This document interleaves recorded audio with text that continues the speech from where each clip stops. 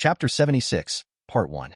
In the corner of the room, Loki stood quietly in the shadows, observing the performances of Elsa and Anna. Loki didn't hide anything, but no one in this room noticed his presence. In fact, he came here a little earlier than Aisha and the others. Even the deaths of Bifrost and Skalsini that everyone saw just now were actually illusions arranged by Loki using magic. Facing the Earth and Skrulls who have no magic power, Loki, the #1 magician in the 9 realms, only needs to use some tricks to confuse them.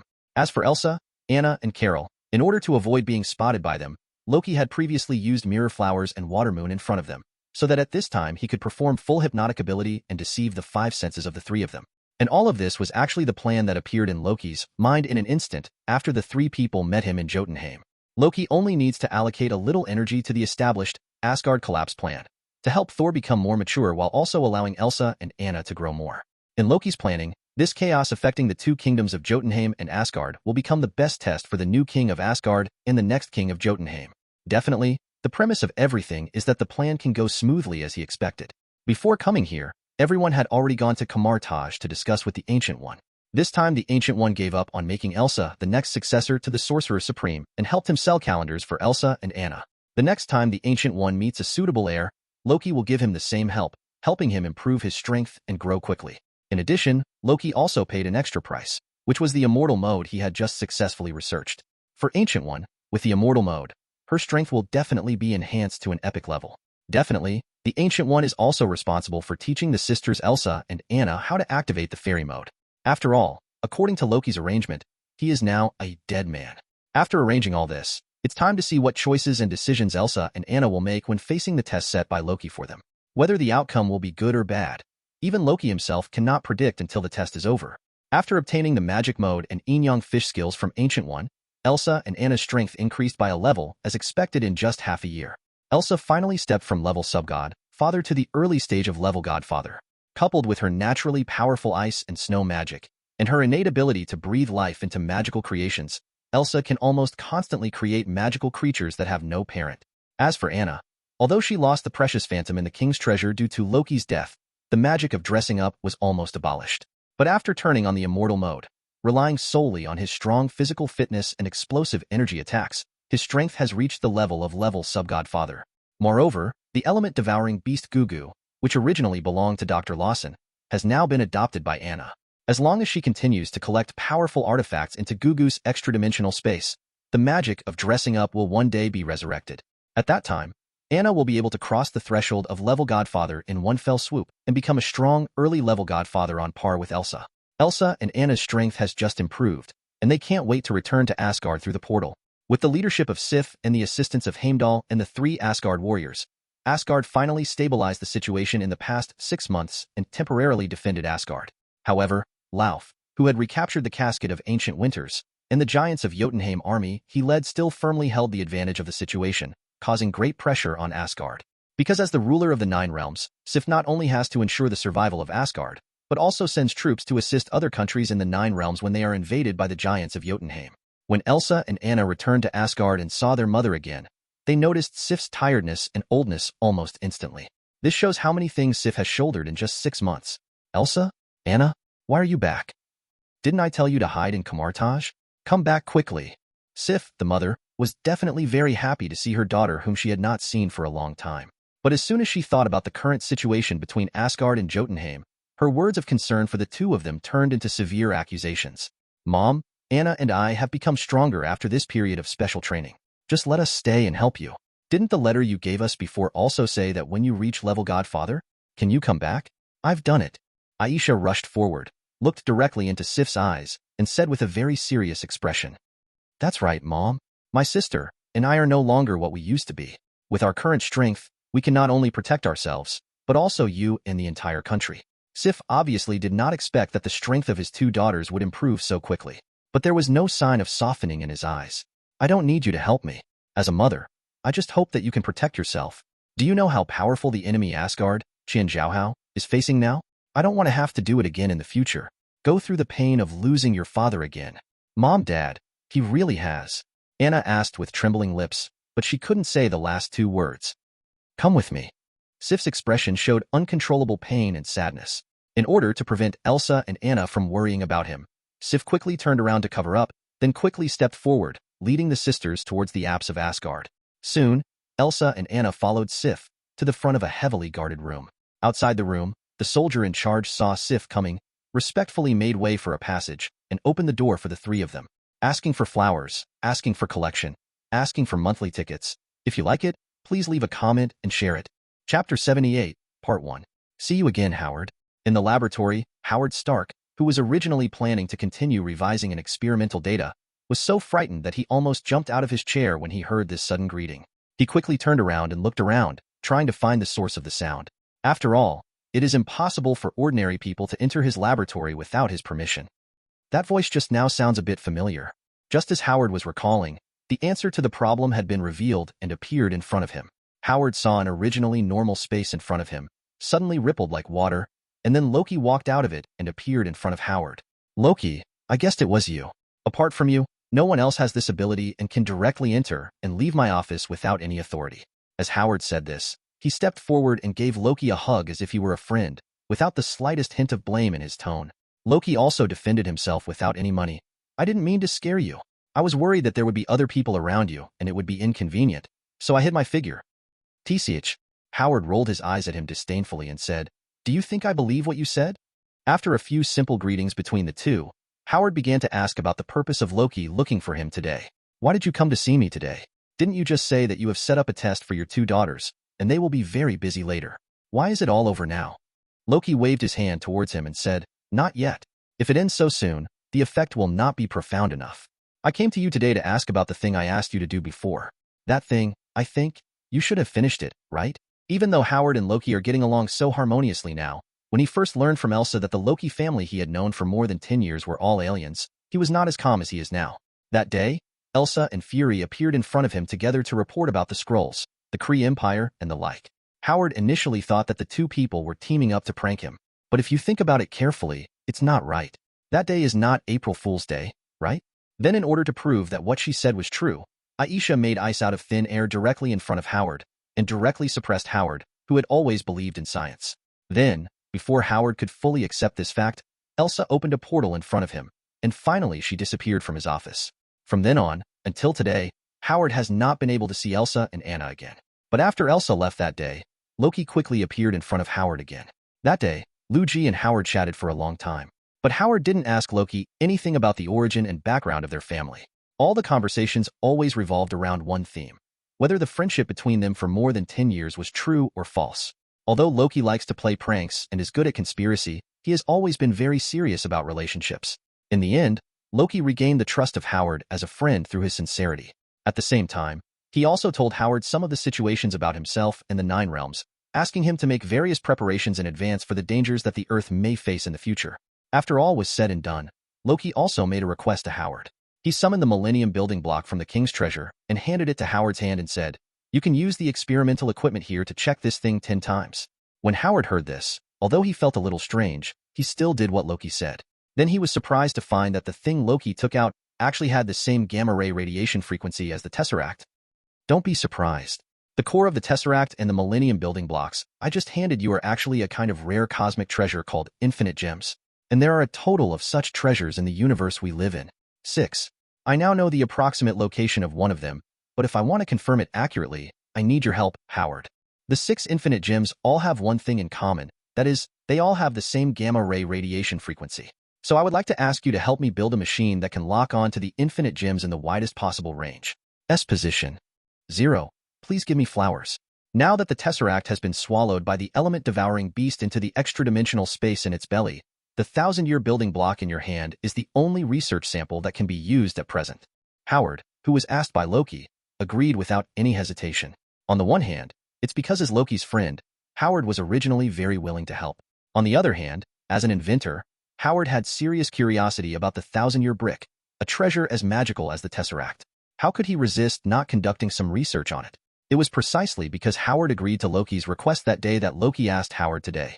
Don't worry, I have already made a device that can accurately lock the frequency of infinite gems gamma-ray radiation. After actual testing, the effect should be quite good.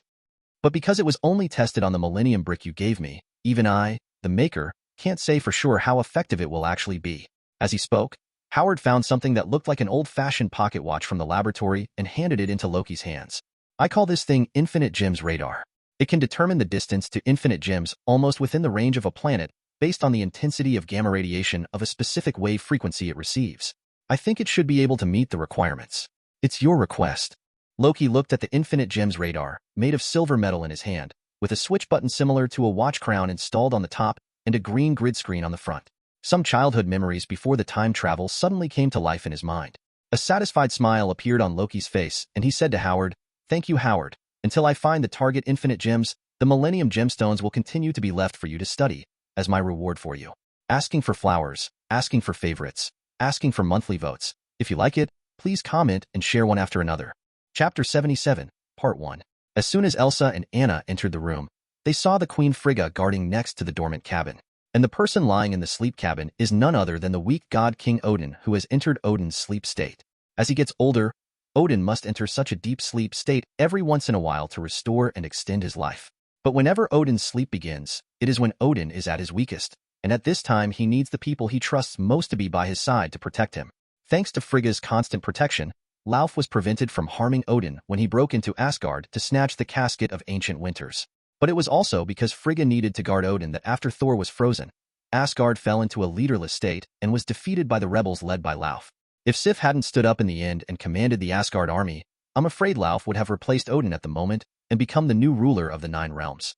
Not far from Odin's sleeping cabin, there is a crystal ice coffin. Lying in the ice coffin is Loki, who was killed in a sneak attack by Lauf.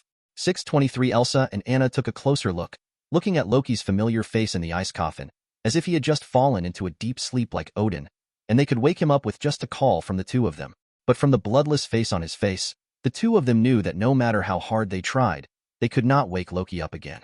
After a period of silence, Frigga finally talked about Elsa and Anna.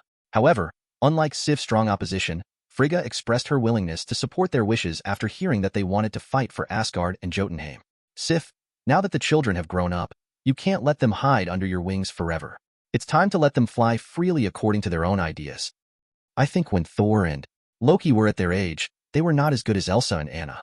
When Frigga talks about Elsa and Anna, her tone is full of pride, but when she mentions Thor and Loki, her eyes can't help showing sadness. Now that Frigga has the support, Sif no longer insists on opposing Elsa and Anna's participation in this war. Elsa began to follow Sif and learn how to become a qualified leader, while Anna was assigned to Nidavellir. On the one hand, Anna's dressing magic is in urgent need of a large number of weapons and armors. There is definitely no craftsman in the Nine Realms who has better forging skills than the dwarfs of Nidavellir. On the other hand, at this critical moment of the confrontation between the two countries, Nidavellir, as Asgard's arsenal, must strengthen its guard strength to prevent it from falling into the hands of the Lauf rebels. Since Lauf held a large number of civilians who supported Loki hostage in Jotunheim, Sif was unable to attack Jotunheim through Bifrost.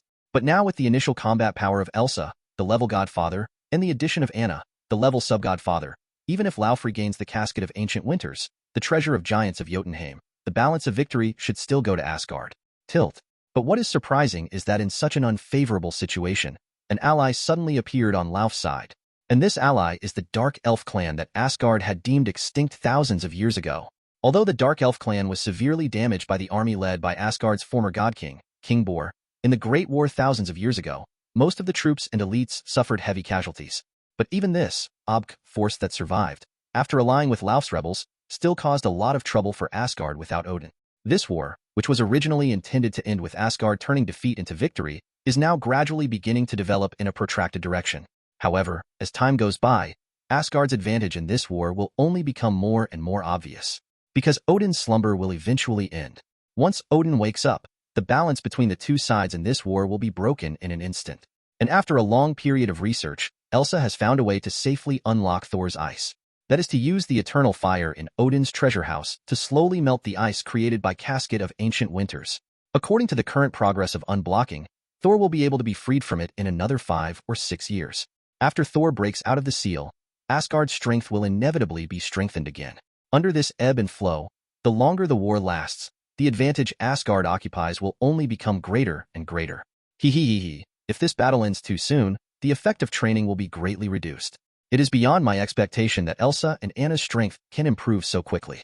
Fortunately, when I left Morag before, I accidentally discovered the remnants of this dark elf, and then controlled them through complete hypnotic ability. Otherwise, if I had let that old guy Lauf face this situation alone, he would have long ago I can't hold on anymore. Loki, hiding in the dark, is always paying attention to the development of the entire plan. Just in case something unexpected happens and he loses control of the plan, Loki has also prepared various contingency plans. The Dark Elves who suddenly appeared and allied themselves with the Lauf rebels were Loki's contingency plan to deal with unexpected situations. Now that Lauf has joined the Dark Elves, it will be impossible for Elsa and the others to win this war in a short time. In this case, I just want to take advantage of this time to go back to Midgard. I don't know what happened to the thing that Howard made last time when I got rid of it. With his ability and intelligence, he should have completed it. Loki thought to himself. Flying Thor activated, and the whole person disappeared into the Asgard palace in an instant. And this whole process did not cause Sif and Aisha to notice at all. Asking for flowers, asking for collection, asking for monthly tickets. If you like it, please leave a comment and share it. Chapter 79, Part 1. Dark World, What Alhiem? This is the original birthplace of the Dark Elves, but it is also the final place of the decline of the Dark Elves. Once upon a time, the Dark Elves holding TIE particles were the most popular among the 9 realms. Malekith, the leader of the Dark Elves at the time, even attempted to use the power of TIE particles to plunge the 9 realms into eternal darkness in order to unify the 9 kingdoms. But under the leadership of King Bol, the God King of Asgard, the Dark Elves' ambitions finally ended in failure. The remaining active forces of the Dark Elves, under the leadership of Malekith, escaped from What Alhiem in advance. The artifact TIE particles was sealed deep underground by King Bor because it was too dangerous. The remnant, 923, of the Dark Elves that Loki encountered before was the one that Malekith escaped with. It was precisely because he happened to meet them that Loki remembered that there was an infinite gems hidden on What Alhiem. TIE particles, like the Tesseract, the Cosmic Spirit Ball, and the Eye of Agamotto, are all artifacts built with infinite gems as the core. The infinite gems hidden among the TIE particles are the reality gems known as the Universal Wishing Machine. Through Reality Gem, all scientific codes and natural laws can be modified, and events that occur in reality can also be modified and erased. However, it is very difficult to use such a powerful power. Without the assistance of the other 5 infinite gems, using the power of Reality Gem will bring serious backlash to the user. So for Loki, who already has thousands of building blocks, whether he can find TIE particles actually doesn't mean much.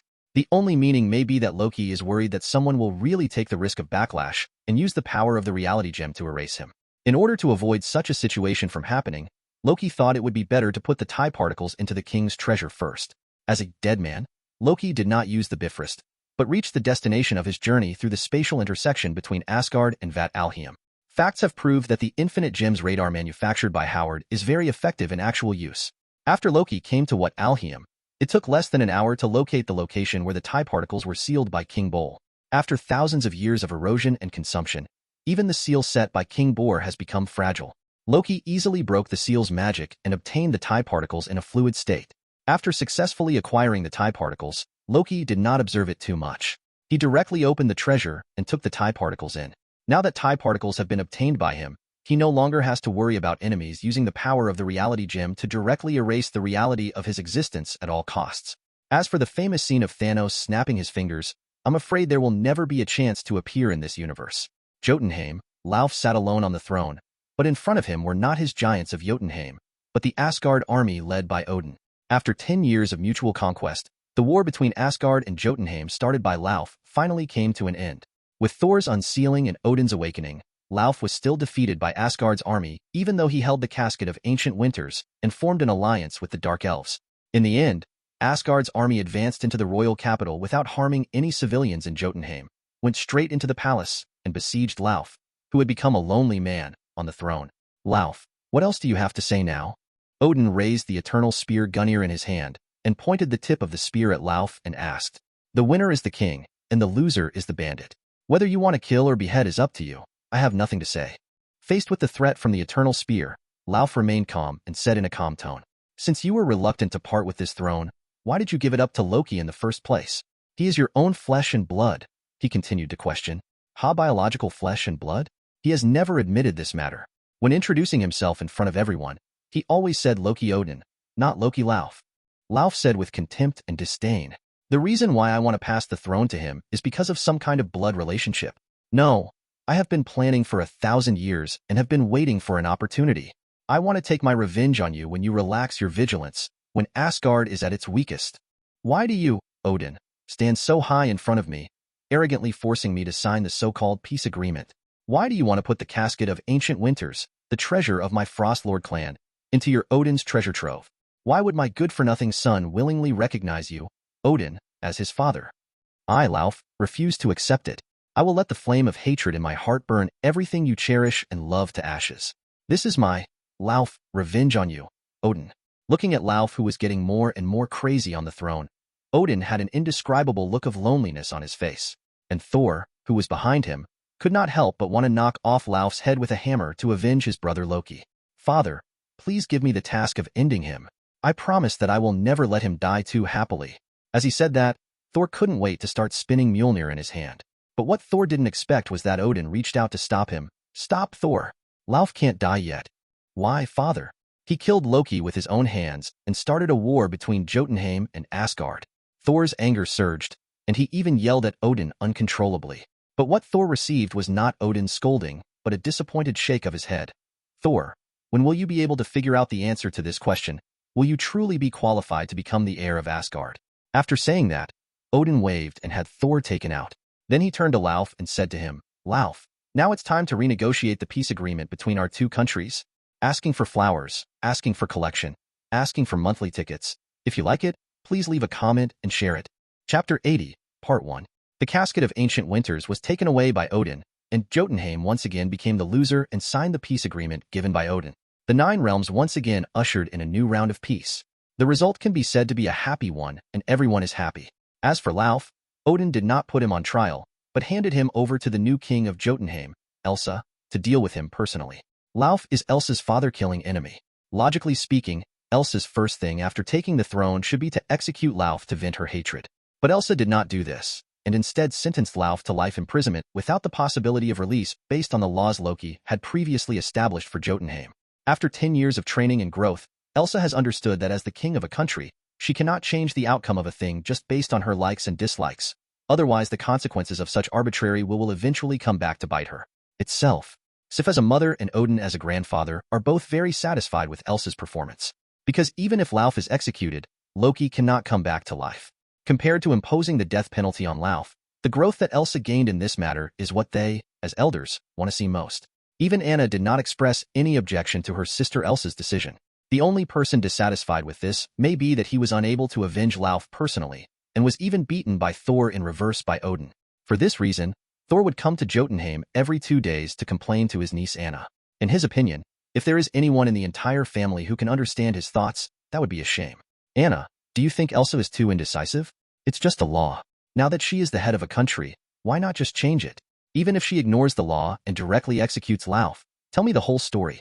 Jotunheim, who dares to stand up and say anything? Let me tell you, it's better to let Anna take this throne. If it were you, you would definitely not let that damn guy Lauf go. As Thor spoke, he drank all the wine in the glass and then dropped the glass directly to the ground. Anna looked at Thor's appearance and sighed secretly in her heart. Her uncle's ideas are too naive and childish. Compared with her father Loki, it is impossible to tell that he was raised by the same parents. And no wonder Grandpa is so worried about the future of Asgard. Not long ago, Odin called Anna to him for a private conversation. Come on, Anna, come and sit next to Grandpa. Odin waved to Anna, who was a little embarrassed, and then patted the stool next to him to indicate. More than 10 years have passed in a flash. I think when Loki decided to take you to live in Midgard, you and Elsa were not even as high as your grandfather's knees. I have always been very lucky that my father decided to let my sister and I study and grow up in Midgard. We made many friends there, and learned a lot of things that we might never learn in Jotunheim and Asgard. Regarding Anna's words, Odin nodded in agreement. Yeah, I remember when I first heard Loki say this idea, I was firmly opposed to it. Because your family has moved to Midgard, it's not easy for your grandma and you to see you and Aisha. But it turns out that your father is more far-sighted and more successful than me when it comes to educating future generations. You and Elsa are now grown girls who can stand on their own, unlike that guy Thor. Thousands of years have not taught him how to behave in the world. Grandpa, don't be too anxious. Uncle is just a late bloomer. I believe that as long as you give him more time, in 10 days Uncle you will come up with a performance that satisfies you. Anna, a caring little cotton-padded jacket, while comforting Odin, also did not forget to say a kind word to Thor, an incompetent uncle. Odin waved his hand. You girl, you don't have to comfort me. I still don't know what Thor looks like. Thor does still have a lot of time to grow up, but I don't have much time to look at him, old man. Got it. Originally, I was counting on your father Loki. Oh, forget it. Just don't mention this matter. I called you here today because I have something to ask you, Anna. After hearing this, Anna quickly stood up in fear and said, Grandpa, please don't say that. I am your granddaughter. If you have any requests, just tell me. As long as I can do it, I will definitely give it to you. Grandpa, you are beautiful. After Odin heard this, his old face smiled like a wrinkled bun. Then Anna, you can't go back on your word. Come on, we, grandson and grandson, will high-five each other. Odin said, extending the palm of his right hand to Anna. Snapped. Anna didn't give a hesitation and directly high-fived Odin. Grandpa, you can always tell me what exactly you need me to do for you, right? Hey, don't worry, Anna. You can definitely complete this matter. If Thor cannot become a qualified heir to the throne before my life comes to an end, then I hope, Anna, that you can take over the responsibility of Asgard. Become the new ruler of Asgard. For 97, after hearing Odin's request, Anna froze on the spot, her mind going blank. When she came back to her senses, she saw Odin there with a successful expression on his face, very much like her impression of Loki who succeeded in his prank. No, Grandpa, you can't make fun of me. The ruler of Asgard. I can't do it. I have never thought of trying such a thing. Elsa, haven't you inherited Dad's throne now? Otherwise, you might as well let Elsa take over the throne as well. After Anna regained consciousness, her first reaction was to refuse Odin's request. For her, who yearns for freedom and adventure, there is nothing worse than becoming the king of a country and then living a repetitive life every day. But Odin had an impassive expression. No matter what Anna said, Odin insisted that she had already agreed. Let's do this, Grandpa. If that doesn't work, how about sealing the divine power on my uncle and then exile him to Midgard to live for a while? Upon hearing Anna's suggestion, Odin's eyes suddenly lit up. Your suggestion is feasible. Asking for flowers, asking for collection, asking for monthly tickets. If you like it, please leave a comment and share it. Chapter 81, Part 1. No, Father, you can't do this to me. I am the hero who defeated Jotunheim for Asgard.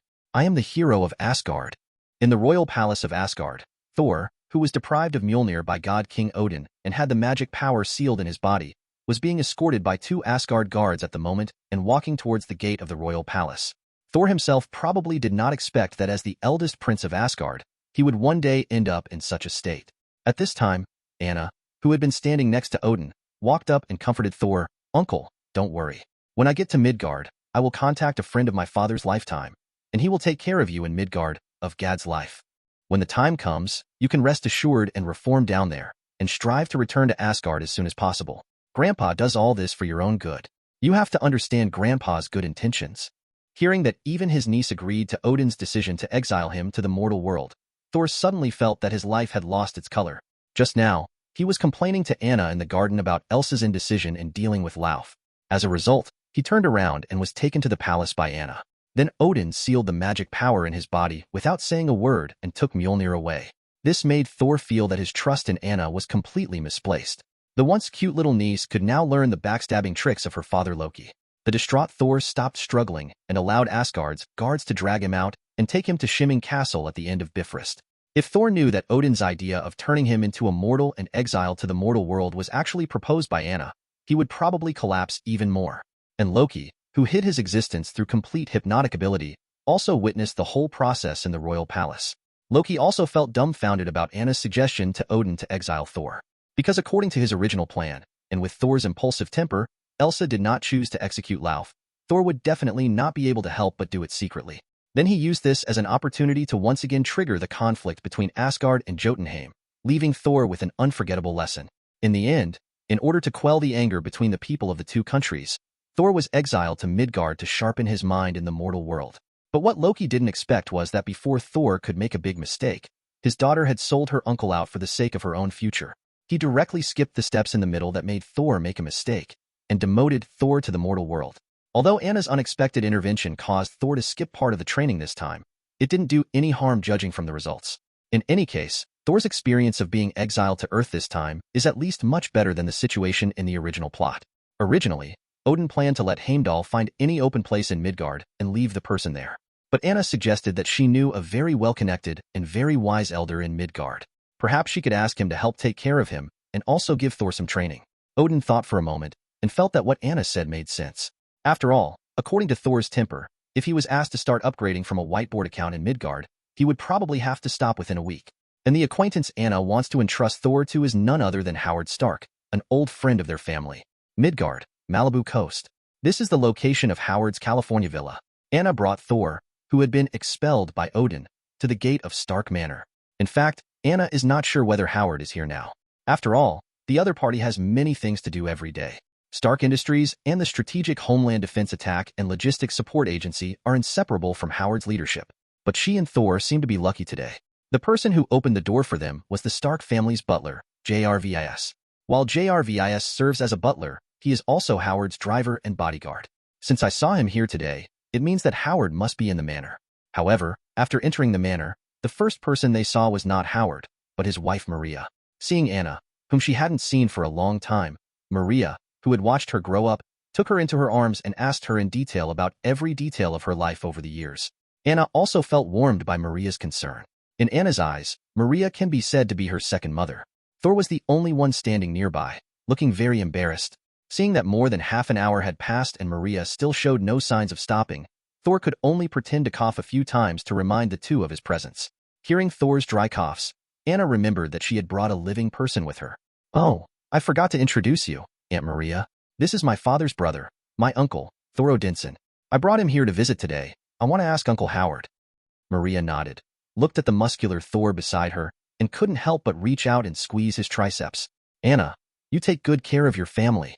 I haven't seen any changes in Loki and Sif over the years. I didn't expect your uncle to look so young. If you hadn't introduced him to me, I would have thought he was your brother. Anna, if you have any secret recipe, you can't hide it from me. Look, because of that stinky boy Stark, Auntie, my face has been stained recently. There are a few more wrinkles, de Zhao Zhao." Anna really didn't know how to answer Maria's question. After all, her family was not from Midgard, so she only told Howard. Maria obviously didn't know about this. He. Well, this may be hereditary, there is no secret recipe. Our family members all look very young, he. Hearing Anna's explanation, Maria sighed with some disappointment. "Oh, that's really enviable. Well, since you are here to see Howard, I will take you to his study to sit for a while." At this moment, he is probably addicted to his own experiments again. If no one calls him, he can stay in there for several days without eating or drinking, asking for flowers, asking for collection, asking for monthly tickets. If you like it, please leave a comment and share it. Chapter 82, Part 1. Little Anna, I heard that you have something to ask me for? Anna and Thor waited in the study for a long time before Howard opened the door and walked in from the outside. It can be seen from the white coat on his body and the messy stubble on his face that Howard has indeed been in the laboratory for a while. Anna was not embarrassed about Howard's straightforward inquiry and directly told him the purpose of her trip. "This is my uncle, Thor Odinson. Uncle Howard, please take in this incompetent uncle of mine," Anna said while making a 90-degree bow to Howard. Then he glanced at Thor with his peripheral vision and found that the other person was still standing there stupidly. He quickly got up and pressed Thor's neck, pressing him down and bowing to Howard again. Thor, whose magic power is sealed by Odin, is no match for Anna, who has the strength of level sub-godfather. No matter how much he struggled, he could only bow his head in front of Howard, a mortal in his eyes. But even so, Thor did not dare to make any dissatisfied noise at this time. After all, in front of Howard, an outsider, if he knew that he couldn't stand up to his little niece, wouldn't it be a joke? So even if Anna forced his head to bow to Howard, Thor could only resist secretly and did not dare to say anything. 800, Loki's brother? Ward looked at Thor, who had blonde hair, a beard, and a tall and muscular figure, and it seemed difficult to connect him with Loki's Shinshur identity. "Well, my dad was adopted by my grandfather," Anna explained. Howard suddenly realized, that's it. This is indeed the only reason. Otherwise, as brothers, the gap between the two would be too big. Loki is smart and elegant, and knows how to use all the power that can be used for him. On the other hand, your Uncle Thor, based on my observation after coming in, should be impulsive and reckless, always thinking of solving problems with his own muscles. Are you raising people? Forgive Anna for laughing unkindly after hearing Howard's description. Uncle Howard, your guess is really accurate. After saying that, Anna gave Howard a thumbs up. A world where only Thor was injured was achieved. Howard waved his hand. It's not all a guess. Your father has also mentioned some things related to Thor to me before. It's just this meeting that made me more certain of my previous judgment. But last time I heard your sister Aisha said that your country had some troubles, so it would leave the earth for a while. Now Anna, come to me with Thor. Has the problem been solved? Anna nodded and said, everything has been resolved successfully, but now that Elsa has taken over her father's job, it is estimated that there will not be many opportunities to return here in the future. Hearing Anna's answer, Thor on the side curled his lips in disdain and muttered in a low voice. What has been solved smoothly? Lauf, the culprit, is still running around outside. On the contrary, I, the hero who ended the war, I was exiled to this shabby place where no one has shit. Although Thor has lowered the volume, Howard's study is only so large and the room is soundproofed. In addition, the three of them were not far from each other, so both Anna and Howard clearly heard what Thor said. Now I know why your uncle was kicked out by your grandfather. Howard looked at Anna and said with sympathy. Alas, Anna could only sigh helplessly. As an uncle, not only is my IQ low, but my emotional intelligence is even worse. Hey, what do you mean, you mortal? How dare you look down on me, Thor? Although he didn't quite understand what Howard's words meant, Thor could vaguely understand that they were not good words. However, Thor's resistance was immediately suppressed by Anna. This time Anna directly pressed Thor and made a 180-degree fold. Thor's whole body was so suppressed that he almost couldn't breathe, let alone continue to speak. Uncle Howard, look at the situation. It is such a situation. In fact, what we say here is how we say it. Let's say it, that's how we say it, right, yes? Howard looked at where Anna was, talking in ghost language, unable to grasp the point. So he directly took over the topic and said, we are just talking about your uncle's future life on Earth. Let me take care of it. Don't worry, Anna. As long as your uncle lives on Earth for one day, I, Howard Stark, cannot guarantee anything else. But clothes, bags, and houses, car, I can even give him a new one. Do you think this is too hot? Uncle Howard, you are truly an eternal god. Ha ha ha, what else? Howard accepted Anna's compliment generously. But actually, you don't have to be too nice to my uncle. After all, my grandfather asked him to come to Earth to experience life. If he lives too comfortably, it will have no effect. You don't need to arrange any special care for him. Even if he doesn't eat, starves to death, or jumps from here, you don't care about him. My uncle has no other advantages. His body and mind are very resistant to stress. If there is any hard work, you can directly arrange it for him. If he cannot complete the task, his salary will be deducted. Let him do it. My uncle also has a good understanding of how difficult life is for ordinary people. Hearing Anna encouraging Howard to torture himself, Thor couldn't believe his ears. Is this still the cute little niece he held in his arms? Why has she grown up to be even more vicious than her father? But since Anna made such a request, Howard naturally agreed with a pat on his chest. Don't worry, Anna, listening to what you mean, I will just treat Thor as if he is that incompetent guy Tony. That's all I have to do. Good at it. Well, Thor will stay with me for the time being and be my bodyguard. After he becomes more familiar with life on Earth, I will arrange some other tasks for him to ensure that the next time you see Thor, he has already reborn. Thank you so much, Uncle Howard, Anna said, and bowed deeply to Howard. But Thor asked weakly from the side, can I ask, who is this Tony? Howard, oh, that's my son. Hearing this, Thor suddenly had a premonition that his life on Earth seemed to have a dark future. Asking for flowers, asking for collection, asking for monthly tickets. Please comment and share if you like it. Chapter 83, Part 1. Facts have proved that Howard Stark is indeed a super genius who built two behemoths, Stark Industries and Homeland Strategic Defense Attack and Logistics Support Agency, from scratch. His vision of looking at people is absolutely accurate and unique. Especially after he brought Thor back to the Bureau, found several experienced and skilled agents, and tested Thor's actual combat ability, Howard was even more satisfied with the decision to let Thor serve as his bodyguard. Although I've guessed from your figure that your skills are definitely not simple, your actual combat ability still exceeds my expectations. Those just now are some of the best combat agents in our Bureau, but in front of you they are like elementary school students versus college students. They have no ability to fight back. Howard looked at Thor beside him and said excitedly, completely ignoring Thor's despairing expression. By the way, you can't use your full strength with bare hands like this. How about I take you to the shooting range to test it and see what kind of firearm you like to use? As Howard said that, he took Thor's arm and took him to the shooting range for testing. But with Howard's strength, there is no way he can pull off the tall and mighty Thor. Thor shook Howard's hand away, shook his head and refused. I don't need that kind of thing. I'm not used to it. Do you have any cold weapons that can be handy? For Thor, who is accustomed to using hammers, the hot weapons on Earth are indeed not as useful as cold weapons such as swords. After all, if he holds a gun in his hand, he may not be able to hit the enemy. But if he has a hammer in his hand, Thor's hit rate will definitely not be weaker than that of the captain of the United States holding a shield. So Howard changed his destination and took Thor to the arsenal of the Logistics Support Bureau. 4 agents of the Logistics Support Bureau who need to adapt to various mission conditions. It is not enough to master firearms and ammunition. They must also be proficient in various cold weapons and even unarmed combat skills. These cold weapons in the arsenal are made of special metals provided by Stark Industries. Both in terms of toughness and strength, their specifications are far beyond the best products available on the market. But even so, these weapons in the Logistics Support Bureau are still too fragile for Thor, who has used artifacts like Mjolnir. When Thor picked up one of the daggers for testing, he hadn't even swung it a few times when the dagger couldn't withstand his rough use and broke into 2 pieces. Thor then tried several weapons one after another, including swords, guns, swords, halberds, axes, hooks, and forks, but none of them could last a minute in Thor's hands. No, Howard. The quality of the weapons you have here is too poor. How can I use this kind of thing to protect your safety? Howard was unable to refute Thor's comments. Who made the materials for these weapons come from his family's Stark Industries. After thinking for a while, Howard said to Thor, "It seems that we can't find any weapons suitable for you in our bureau. However, there are 2 weapons in my company's office that may be able to satisfy you." Requirements. Oh. Howard's words aroused Thor's curiosity. Isn't it possible that when I arrived at your office later, what I brought out was this kind of inferior product? I don't think that with your Midgardian ability, you can create I am satisfied with Wu-Lu. Howard did not make any refutation of Thor's contempt. After all, with the current technological level of the Earth, there is still a huge amount of gap with the interstellar civilization like Asgard that rules the universe.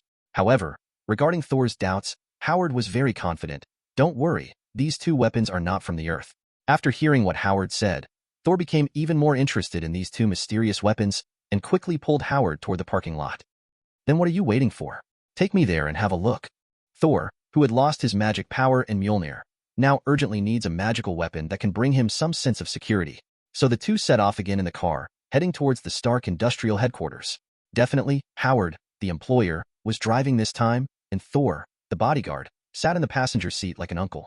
"Zero, please give me flowers." There's no way. Why did Thor not have a driver's license? Fortunately, although Howard is usually driven by JRVIS, Original is also an experienced driver. The 2 of them drove the vehicle and soon arrived at Stark Industries headquarters and entered Howard's office here. As soon as Thor entered Howard's office, he saw the long sword hanging behind the desk. It was a typical one-handed cross sword. The spine of the sword showed a mysterious black color, and the blade shone with sharp silver light. The main body of the sword is made of high-profile gold with pure black, and the hilt is wrapped in the same black leather. Zero, however, a lavender gem embellished at the head of the sword makes the sword look particularly noble and noble. What's the name of this sword? Thor saw the unusualness of this sword at a glance and quickly asked Howard. Howard introduced Thor to Thor like a treasure trove of treasures. It's called Durandal. It's the sword of the legendary paladin Roland. It has the reputation of Angel's Sword. At the same time, because of its indestructible characteristics, it is also called the Blade of Immortality and the Sword of Eternity. This is the meeting gift he and Sif gave me when Loki and I first met. At that time, he told me that he was an archaeologist, and this was an imitation they copied based on the description in ancient books.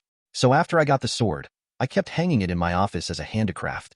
If Elsa hadn't revealed your family's origins to me later, I'm afraid I would never have discovered the value of this divine sword. After saying that, Howard came behind the desk, took Durandal off the wall, and handed it to Thor. How about it? Do you want to try it? Looking at the holy sword Durandal handed over by Howard, a look of surprise flashed in Thor's eyes, and he involuntarily reached out and took the sword. Asking for flowers, asking for collection, asking for monthly votes. If you like it, please leave a comment and share it. Chapter 85, Part 1. As soon as he picked up the long sword, the cold touch and the texture of the falling hand made Thor feel the unusualness of Durandal. It is said that the edge of a sword is sharpened, but this holy sword has been hanging in Howard's office for more than 20 years. Even though it has never been used in actual combat, the fact that it has not shown any rust for 20 years shows the original quality of this sword. Thor held the sword in front of him, and then pulled out a blank piece of paper from Howard's desk. Put the white paper gently on the blade of the sword, and then blow it gently with your mouth. The white paper split into 2 halves instantly. Howard didn't show any surprise when he saw this scene. As early as 10 years ago, Howard had studied this sword after realizing that it might be valuable. But so far, Howard has not studied 630 to find out why Durandal can have such an indestructible characteristic. At first, Howard wondered whether this sword was made of the same magical metal called vibranium like the shield he made for the Captain of the United States. But after he used a microscope to observe the metal materials used in every part of the entire sword, he found nothing special. Even Howard could say with certainty that this holy sword Durandal was forged from ordinary steel. In this case, there is only one possibility left for the reason why Durandal can be immortal. That is, there is a mysterious calendar area in this sword that Howard cannot understand yet. And this power should be what Loki and others call magic. Howard was not surprised by Durandal's performance, but Thor was extremely excited. After the white paper was cut into 2 pieces by Durandal, Thor turned his wrist slightly, and the sword blade once again cut across the two pieces of paper floating in the air. Thor's move was extremely fast, but even when the blade touched the paper, it didn't make any sound. But the two pieces of paper that were originally floating in the air had turned into 4 pieces when they landed. Seeing this, Thor's fiery heart could no longer hold back, and he pulled Howard out of the office. "Howard, you have to find a spacious place for me. Your office is too small. I can't even use it to test the performance of this sword." How could Thor's little idea be hidden from Howard? He said he wanted to test the performance, but looking at the impatient expression on his face, it was obvious that he was overjoyed and his hands were itchy. However, Howard did not expose him. It happened that Howard also wanted to know what kind of performance Durandal could perform in the hands of a master like Thor. Howard led Thor, and the two of them came to a weapons testing site underground in the building. This place is usually used to test light thermal weapons. Today, it is used for Thor to test Durandal, a cold weapon. It is more than enough. Seeing such a large venue, Thor didn't say anything, waved Durandal in his hand, and rushed toward the end of the testing venue.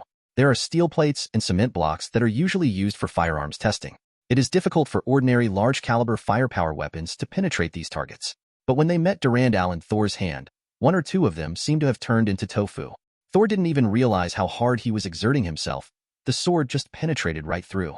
The thick concrete pillars and special steel plates in front of Durandal didn't feel much better than the white paper in Howard's office just now. After some testing, Thor couldn't put it down with the Durandal in his hand. That is to say, Mjolnir is not here now. Otherwise, if the hammer sees Thor like this, he will definitely fly up and give this new weary master a beating. However, although he was very satisfied with Durandal's performance, Thor was not a swordsman specializing in swordsmanship after all, so he did not make an immediate decision. Durandal, yes, it's a good sword. Loki is really good too. I grew up with him, and I never saw him give me anything. As a result, when he met you for the first time, he acted like this. "I've got a big treasure for you. This guy is really annoying. By the way, Howard, you said there is another weapon here that may meet my requirements, right? Come on, take it out and let me try it. Only after trying it can I make a choice." Howard nodded and said with a smile, "If you think it's handy, it's not impossible to bring both of them. This other weapon actually was a gift from Anna to my boy, but then he went to study abroad, so the thing was temporarily left here with me. I have studied that weapon before, and it was not made of any materials known on Earth. I guess Anna brought it from your hometown." After Howard finished speaking, he walked to the entrance of the testing venue and dialed a phone number. After a while, a bald white man held 10 boxes and handed them to Howard. "Thanks, Obi. If it were anyone else, I probably wouldn't be able to find where Tony put this thing, so I thought I could only trouble you." "Okay, Howard. The things have been brought to you. I have to go back to the office to continue processing the documents. Recently, the Ministry of National Defense has placed a big order for us. I have to finalize the matter quickly." After saying that, the bald white man didn't even look at Thor, turned around, entered the elevator, and left. Howard took the box that the man handed him and came to Thor. "Look, this is the second weapon." Thor let go of Durandal. The sharp blade sank directly into the ground. He eagerly took the box and opened it. But as soon as he saw what was in the box, Thor was stunned. His eyes widened, and he looked at the weapon in the box in disbelief.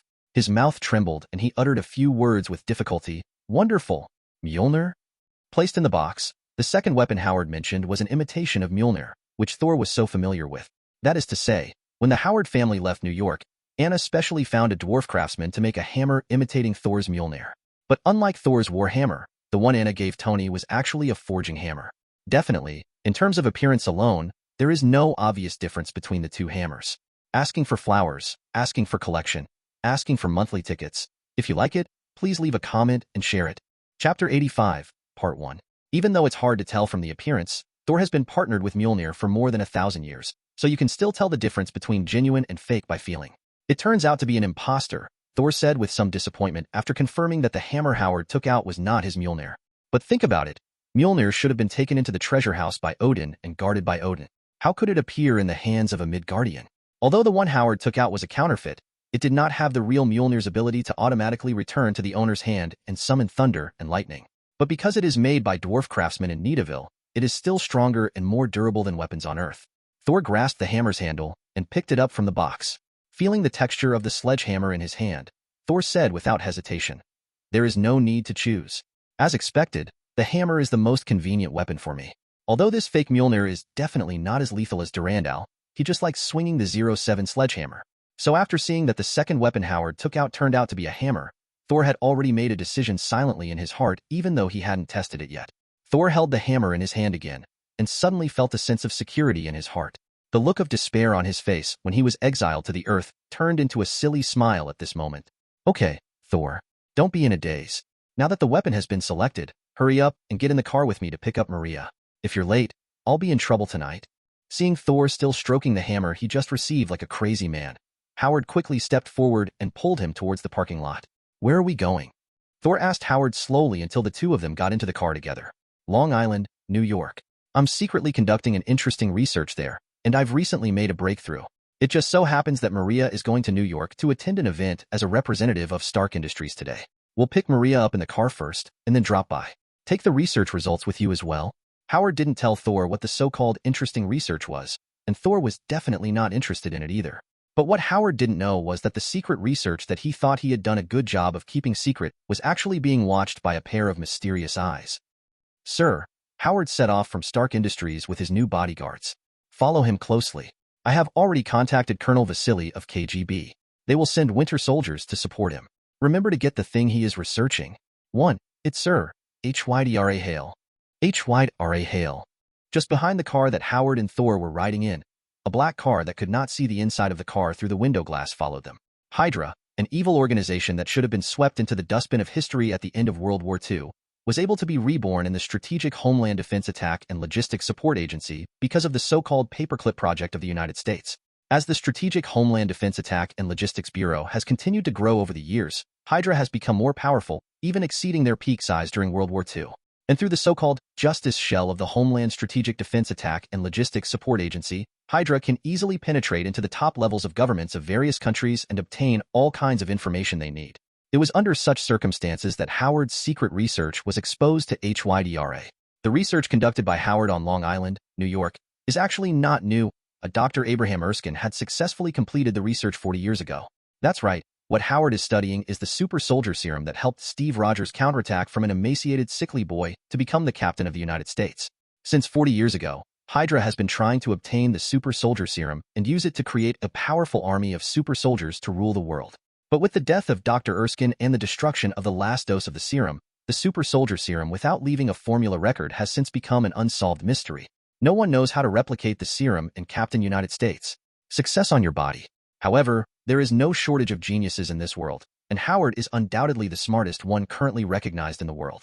By reverse engineering the blood samples retained by Steve Rogers, Howard spent decades and finally brought Dr. Erskine's super soldier serum back to the world. Howard even believed that the version he made was more perfect than the super soldier serum used by Steve Rogers. Because this version of his serum can take effect directly through intravenous injection, and the user does not need to be exposed to high-energy rays. Hydra was definitely even more excited when they learned about this. In order to ensure that they could successfully seize this research result from Howard, Hydra even contacted KGB and sent the Winter Soldier to assist. This shows that they are very interested in this research. Attention to actions. Howard drove the vehicle eastward with Thor from day to night, just in time to catch up with Maria coming out of the hotel after attending the dinner. Thor very wisely gave up his passenger seat and got into the back seat, and then the owner took the car together to Howard's secret laboratory on Long Island, New York. Thor followed the two men and brought out a black suitcase from the laboratory. Taking the suitcase, the three quickly got into the car and left.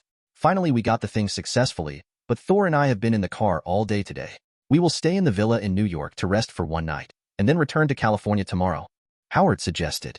Thor definitely doesn't have a problem with it, since he's just a hired worker no matter where he is. Maria also excitedly agreed to Howard's proposal. If you think about it carefully, we haven't stayed in that villa for a long time. I still remember that we had parties with Sif and the others in the villa every weekend. Yeah, back then. Howard was also brought back memories by Maria's words. He was about to reminisce about those years together, but was suddenly interrupted by Thor. Howard, drive faster. There seems to be someone following us. As Thor finished speaking, the atmosphere in the car instantly became tense. Asking for flowers, asking for collection, asking for monthly tickets. If you like it, please leave a comment and share it. Chapter 86, Part 1. Howard stepped on the accelerator pedal, and the car instantly accelerated and sped forward. However, looking through the rearview mirror, one could still clearly catch a dark figure, following closely behind them. Howard could even clearly hear the sound of the other party's engine entering his ears from outside the car. The other party was driving a military motorcycle, and at our speed we couldn't get away from him. Howard quickly judged the car type, following them based on the sound of the engine, and analyzed the current situation. Since we can't hide, let's confront him head-on. Hearing this, Thor also made a prompt decision. If the car is attacked by the other party and loses control while driving at high speed, the situation will become more dangerous. Howard, you park the car on the side of the road later and hide in the car with Maria. I'll go down and see who the other person is. After saying that, Thor had already grasped the handle of the sledgehammer with his right hand and put his left back on the door handle of the car door. Once Howard parked the car, Thor rushed out of the car as fast as he could. Howard was very skilled in driving. He released the accelerator, stepped on the clutch, braked to slow down, and stopped the car steadily on the side of the road. It was late at night, and there were not many vehicles or pedestrians passing by on the road they chose, which made it easier for Thor to fight with the other party later. As Howard stopped the car, the motorcycle that had been following them also slowed down and stopped not far behind them. It was only then that Thor finally saw the person clearly with the help of the dim moonlight. There was only one person on the other side, wearing a military uniform, with half-length black hair parted in the middle, and a very stern appearance. This man gave Thor the feeling that he was more like a killing machine than a cold-blooded killer. In particular, his left hand is not a normal flesh and blood body, but a mechanical arm made of all metal, which adds to the dangerous aura exuding from his body. This is the super soldier created by KGB and born entirely to complete the mission, the Winter Soldier. Howard, who was hiding in the car, also saw the phantom of the Winter Soldier through the car window, but the darkness and the dimness of his old eyes prevented him from seeing the Winter Soldier's face clearly. But when Howard looked at the other person's figure, he always felt very familiar.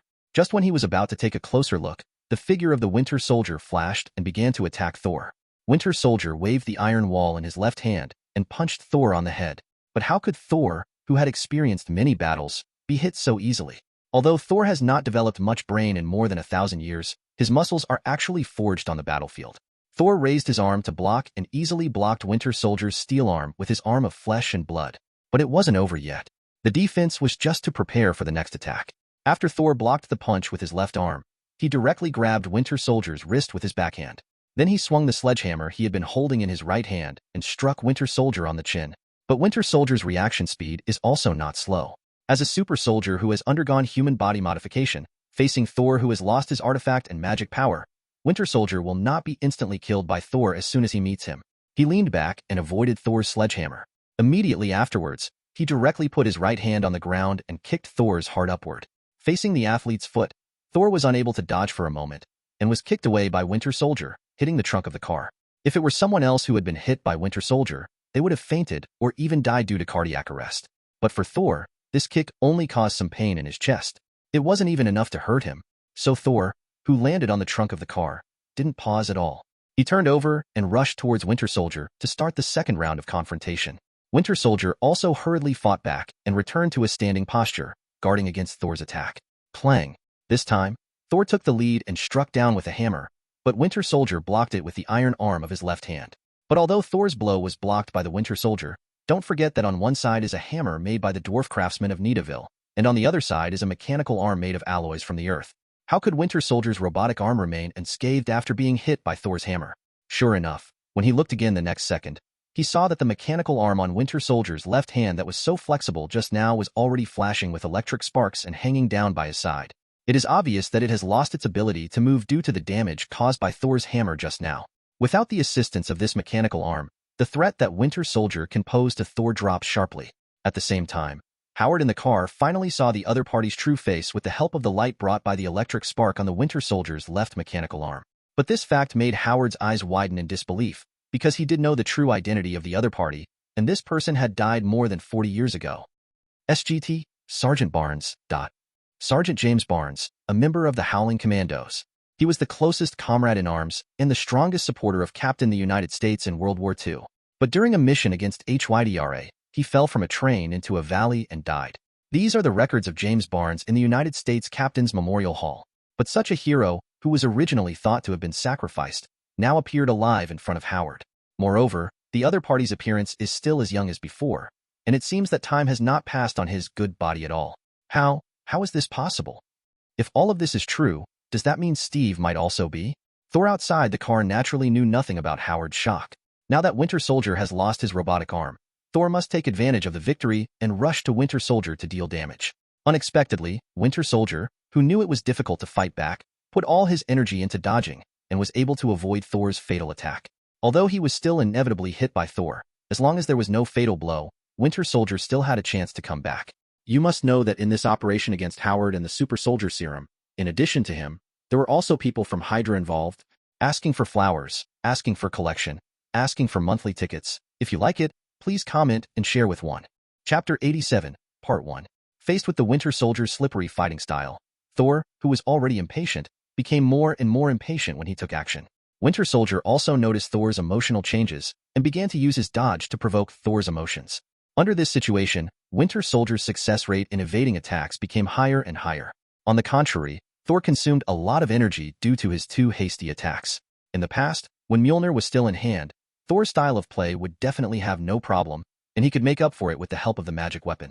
But the current situation is that not only has Thor been deprived of his artifact, but his magic power has also been sealed.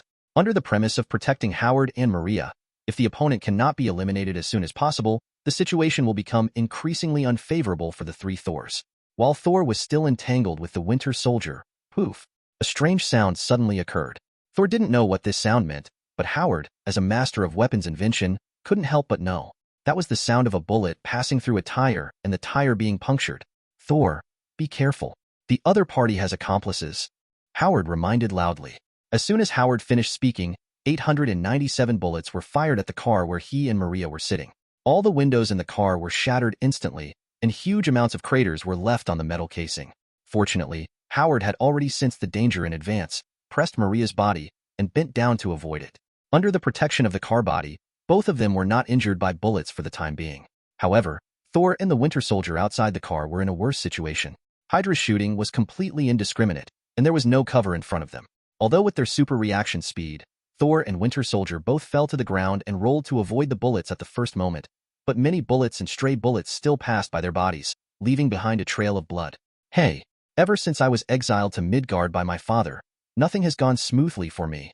Thor, as a majestic Thor, the eldest prince of Asgard. When have I ever been so embarrassed? While constantly dodging, Thor rolled several times and came to Howard's car parked on the roadside. He reached out to open the back seat door, gave Howard and Maria a warning, and then pulled the entire door off. With this car door as a shield, Thor quickly confirmed the location of the gunmen who were ambushing around. Judging from the flash of muzzle fire when they fired, the other party deployed firepower in front of Howard and on the left and right sides respectively. This means that the other party ambushed at least 3 people. Coupled with the attack of the metal arm at the back, it really doesn't give me any chance of survival. But now the tire has been blown out and there are no vehicles passing by, so now we can only bite the bullet. First deal with the guy with the metal arm, and then deal with the firepower points that pose the greatest threat to us. After making a plan in his mind, Thor took action immediately without any hesitation. The reason why Winter Soldier was chosen as the primary target was because one of Winter Soldier's mechanical arms had been disabled by him before, and later he was injured by a bullet from his own accomplice. On the other hand, it was because the 3 firepower points lurking around were a bit far away from them. If Winter Soldier takes advantage of his departure to attack Howard and Maria, then he has no way of caring about their safety. And at the moment Thor acted, Winter Soldier seemed to have insight into his thoughts at the same moment. So Winter Soldier rushed towards his motorcycle parked on the side of the road without any hesitation, then turned around and ran away. Thor was completely stunned when he saw Winter Soldier's behavior. No. Why did you run away? Looking at Winter Soldier's expressionless face, looking like a pure killing machine, Thor thought that this kind of person would never give up until he achieves his goal. But I didn't expect that the other party saw that something was going wrong, so he directly rubbed oil on the soles of his feet and ran away. But what Thor doesn't know is that the Winter Soldier, as a big treasure accidentally picked up by the KG, will definitely not let him suffer here just for the sake of cooperation with Hydra. The reason why the Winter Soldier was able to show such strong strength and even fight with Thor for dozens of rounds is definitely partly due to KGB, but the most important thing is that during World War II, he was still a lieutenant commander of Barnes. When he was a soldier, he was taken as a prisoner by Hydra and transformed into a super soldier. Although judging from the results, it is not as perfect as the Captain of the United States, but it is enough to give him a physical fitness that is far beyond ordinary people. Because of this, after Barnes fell into the valley and lost an arm, the KGB who accidentally discovered him brought him back to the base, installed a robotic arm, and transformed him into the current Winter Soldier. Without the Winter Soldier standing by to pose a threat, Thor can target enemy fire points in the distance. Thor raised the car door that he tore off in his hand, and rushed towards one of the fire points despite the constant bullets. Once the distance between the two sides is within Thor's attack range, the offensive and defensive momentum becomes easy. Thor first destroyed the enemy's offensive firearm with a hammer, then opened the car door and slapped the enemy directly on the forehead. The next second, this enemy fell into a baby-like sleep, and he couldn't wake up no matter how he screamed. After one of the firepower points is solved, the remaining two will be easy to deal with.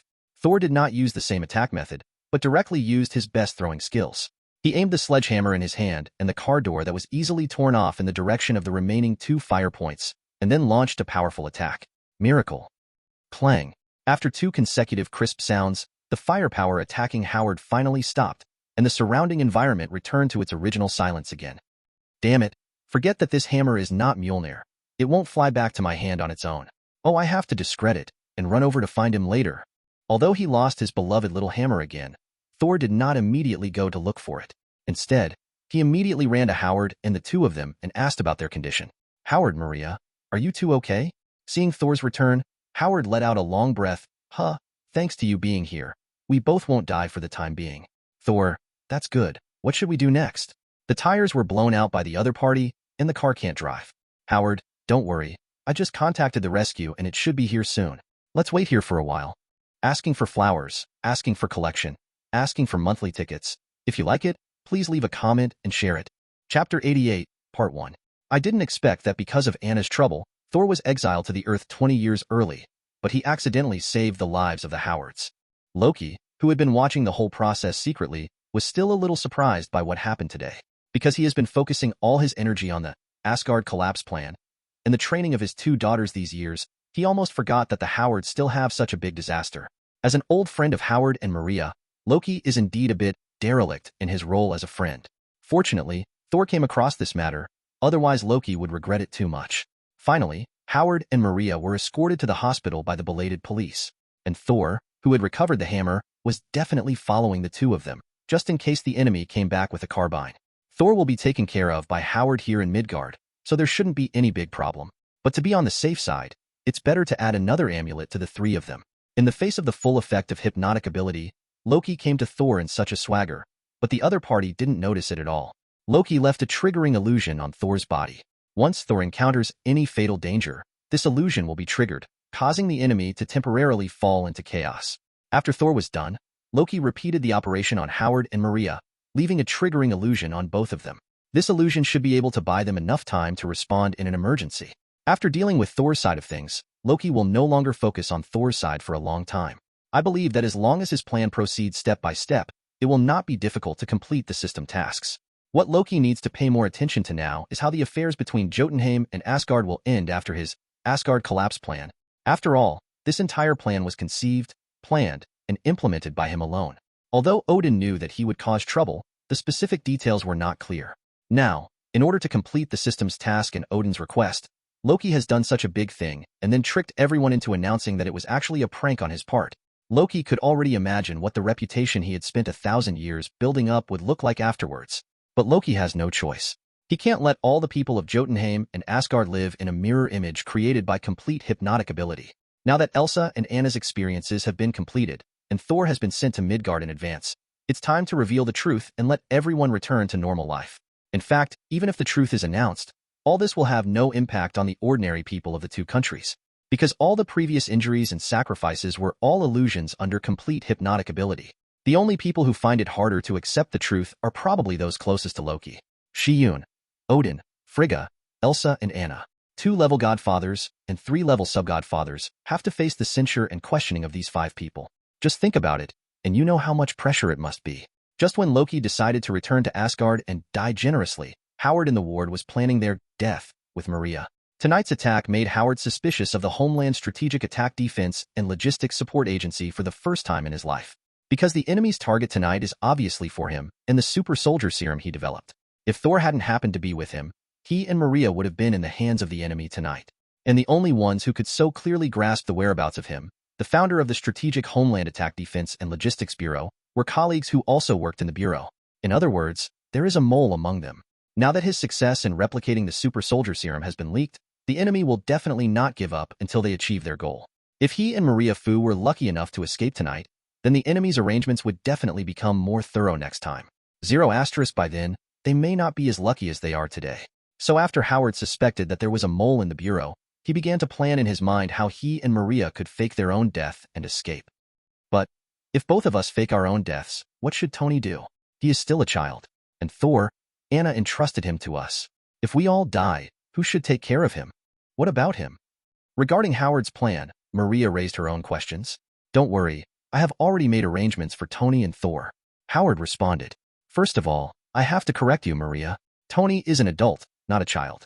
When I was his age, I had already started a business from scratch, and the death of the two of us might stimulate him to become more mature. Besides, no matter what, there is Obadiah in the company.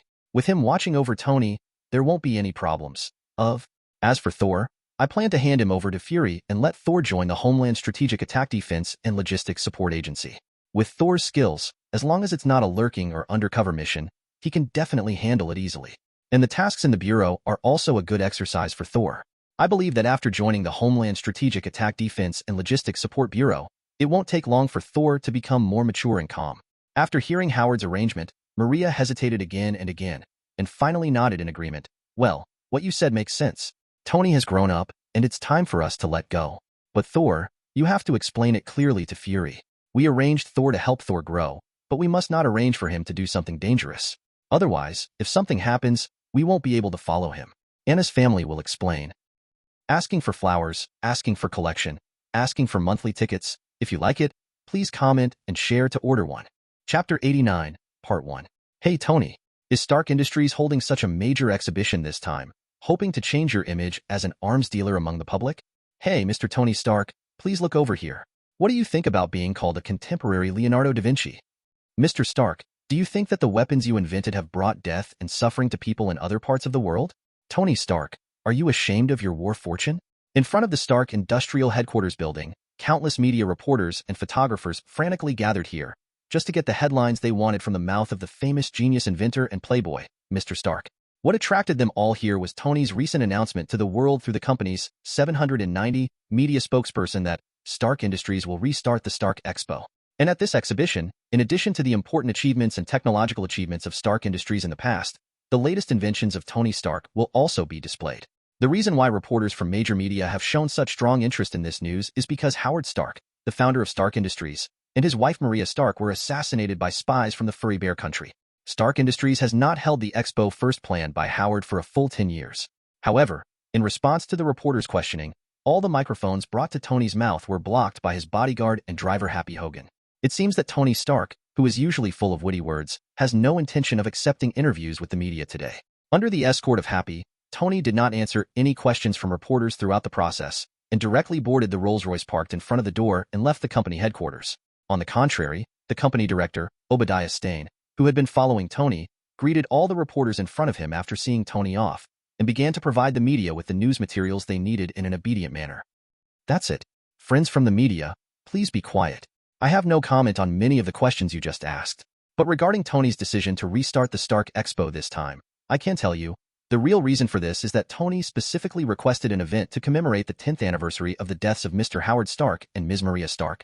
So in this exhibition, you can see the outstanding contributions and achievements that Ms. Maria Stark has made to the entire Stark industry and in the field of philanthropy, as well as various inventions created by Mr. Howard Stark in his life, some of which have never been announced or displayed to the outside world.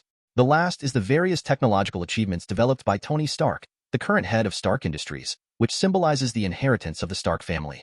I believe that the content displayed at the expo will definitely open your eyes and satisfy your hearts. Okay, that's the end of my answer. Everyone, please go back and don't continue to crowd in front of Stark Industries. 10 years have passed since Howard and Maria escaped by feigning death, and the Earth has also entered the new millennium era.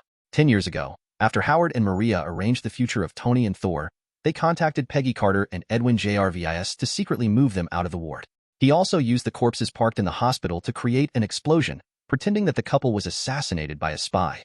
However, after successfully escaping, Howard and Maria did not just leave the United States. Howard used an electronic mask he researched to disguise himself and Maria into a completely new look.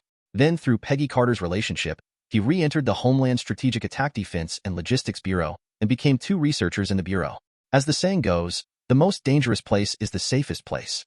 The enemy would never have thought that Howard and Maria, who had been judged dead, were still active in the Logistics Support Bureau. And Howard also plans to use this method to investigate the insider hidden in the Bureau. He wants to personally find out the true identity of the other party in order to control the forces behind them. With the cooperation of director Peggy Carter, Howard was very confident at first that he could find out the insider in the shortest possible time, then resume his identity as Howard Stark. and return to normal life with Maria. But as his investigation continued, Howard discovered that things were far from simple as he imagined. The Strategic Homeland Attack Defense and Logistics Support Agency, an organization established by him and Peggy, has been infiltrated into a sieve by the enemy. Howard didn't even know how many agents and researchers in the Bureau could be trusted besides him and Peggy. This is the result of the hard work of the founders for so many years, but they all ended up making wedding dresses for others. For 10 years, Howard found countless moles in the Bureau. Under the arrangements of Peggy Carter and the new director Nick Fury, who was later confirmed to be trustworthy, these moles were sent out to participate in various dangerous missions, and were eventually sacrificed in the mission. But even so, Howard found that the number of insiders in the Bureau was constantly increasing, even faster than they could be eliminated. And so far, Howard has not been able to find out who is the real mastermind behind these insiders. What kind of organization is it that trains them and infiltrates them into the Homeland Strategic Attack Defense and 4.6 Logistics Support Bureau? The only thing that can bring some comfort to Howard is that at least they still have some trustworthy companions in the Bureau, and as he continues to screen, the number of these companions is still increasing. But Howard also knew that this would not work. The enemy has been sending their undercover agents in, and they must also use some other methods to attract new companions to join. For this purpose, Thor, who was assigned by Howard to have been an agent in the agency for 10 years, and another agent, Clint Barton, nicknamed Hawkeye, were sent to Budapest by Nick Fury to contact a man in the most famous big shot among spies. Asking for flowers, asking for collection, asking for monthly tickets. If you like it, please leave a comment and share it. Chapter 90, Part 1. Budapest. I have to say that Thor and Hawkeye really met their opponents this time. Needless to say, Thor, in previous missions, he just picked up the hammer and rushed forward to deal with the enemy. Even for the remaining finishing work, Fury will arrange corresponding logistics personnel to help him clean up the finishing work. And Hawkeye Clint Barton, with his keen observation, super eyesight, and perfect archery skills, he is able to find the target location in the shortest time every time, and deliver the target to the opponent thousands of meters away. A fatal blow.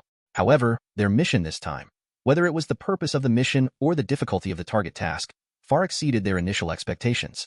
Their mission this time was to contact a spy from the Bear Country, nicknamed Black Widow, and bring him back to the Bureau unscathed. According to the information provided to them by Nick Fury, Black Widow, whose real name is Natasha Romanoff, has been trained in the Red Room, which specializes in training killers, since she was a child. She has also undergone special human body modifications and has combat power that is different from ordinary people. When Black Widow was only 11 years old, she and other spies infiltrated Ohio, the United States, in disguise as a family, and successfully completed the espionage mission. His career as a spy can be said to be very rich in experience. But even so, according to intelligence, Black Widow has never failed in any mission. The reason why Howard noticed the existence of the Red House and Black Widow and planned to recruit Black Widow into his camp all started with the mission Black Widow performed when she was 10 years old. Two other spies, disguised as the father and mother of the 11-year-old Black Widow, sneaked into a secret laboratory set up by the Homeland Strategic Attack Defense and Logistics Support Agency in Ohio. They stole the research results in that laboratory and burned the entire experimental base and the researchers in the laboratory to the ground. But when Howard traced the mysterious organization hidden in the Bureau, he accidentally discovered that the secret laboratory in Ohio was not ordered to be built by one of him and Peggy at all. And all the experiments conducted in that experimental base were never reported to them. Therefore, that experimental base was established in Ohio by that mysterious organization from the beginning to the end in the name of their Homeland Strategic Attack Defense and Logistics Support Agency. Howard, who discovered this fact, definitely hoped to find key clues about the mysterious organization through the data taken away by spies in the laboratory. But unfortunately, after following this route for several years, Howard could not find what he wanted. On the contrary, during the investigation, the existence of the Red House and the Black Widow was discovered. The more in-depth information about the Red House, the more Howard felt a chill down his spine. The Red House will use genetic screening technology to find objects with genetic potential and bring them back to the secret base for transformation and training in their infancy. These selected babies are all female. During the training process, they will undergo strict and cruel fighting, and after undergoing a sterilization operation called coming-of-age ceremony, they will be sent to senior government officials of various countries. Complete missions that are not limited to stealth, undercover, and assassination. Only the best among this group of girls, the strongest trained by the Red House, are qualified to use the code name Black Widow. It is obvious that among the generation of spies trained by the Red Room, Natasha Romanoff is the most powerful one. This is why Thor and Barton are so embarrassed about this mission. With keen intuition and superb counter-reconnaissance skills, Natasha Romanoff is always able to discover the existence of the two of them at the first time and escape from their sight. It's so annoying, Tim. Thor said happily. I can't kill but I can't, and I can't catch but how on earth are we going to do this mission? I'd say just hit her with a hammer. If she's not dead yet, then it's her fate. Why don't we take her back and give her to Fury? After 10 years of training as an agent, there seems to have not changed much. He is still so impulsive and irritable. But Clint Barton, his old buddy on the other side, knows very well that compared to the beginning, Thor is now a completely different person. At least he had persisted for more than 10 days before he finally couldn't bear it anymore. How can this not be regarded as progress? Save the words, don't be impulsive, Thor. The director asked us to bring him back and scathe by name. You don't want your next salary to be deducted by the director because of this mission, right? When Barton mentioned the salary, Thor, who was still furious, immediately calmed down. There is no way, who makes him no longer the lofty prince of Asgard. Living on Earth, especially in a place like the United States, is really difficult without money. Moreover, he caused some troubles from time to time and required compensation. If next month's salary is deducted by Nick Fury, his life will definitely be in chaos. Okay, Barton, what do you think we should do? I don't know what Fury likes about this woman, so he insists on wooing her to join us. She doesn't look very strong either. He probably couldn't even take a punch from me. Remember one thing, Thor.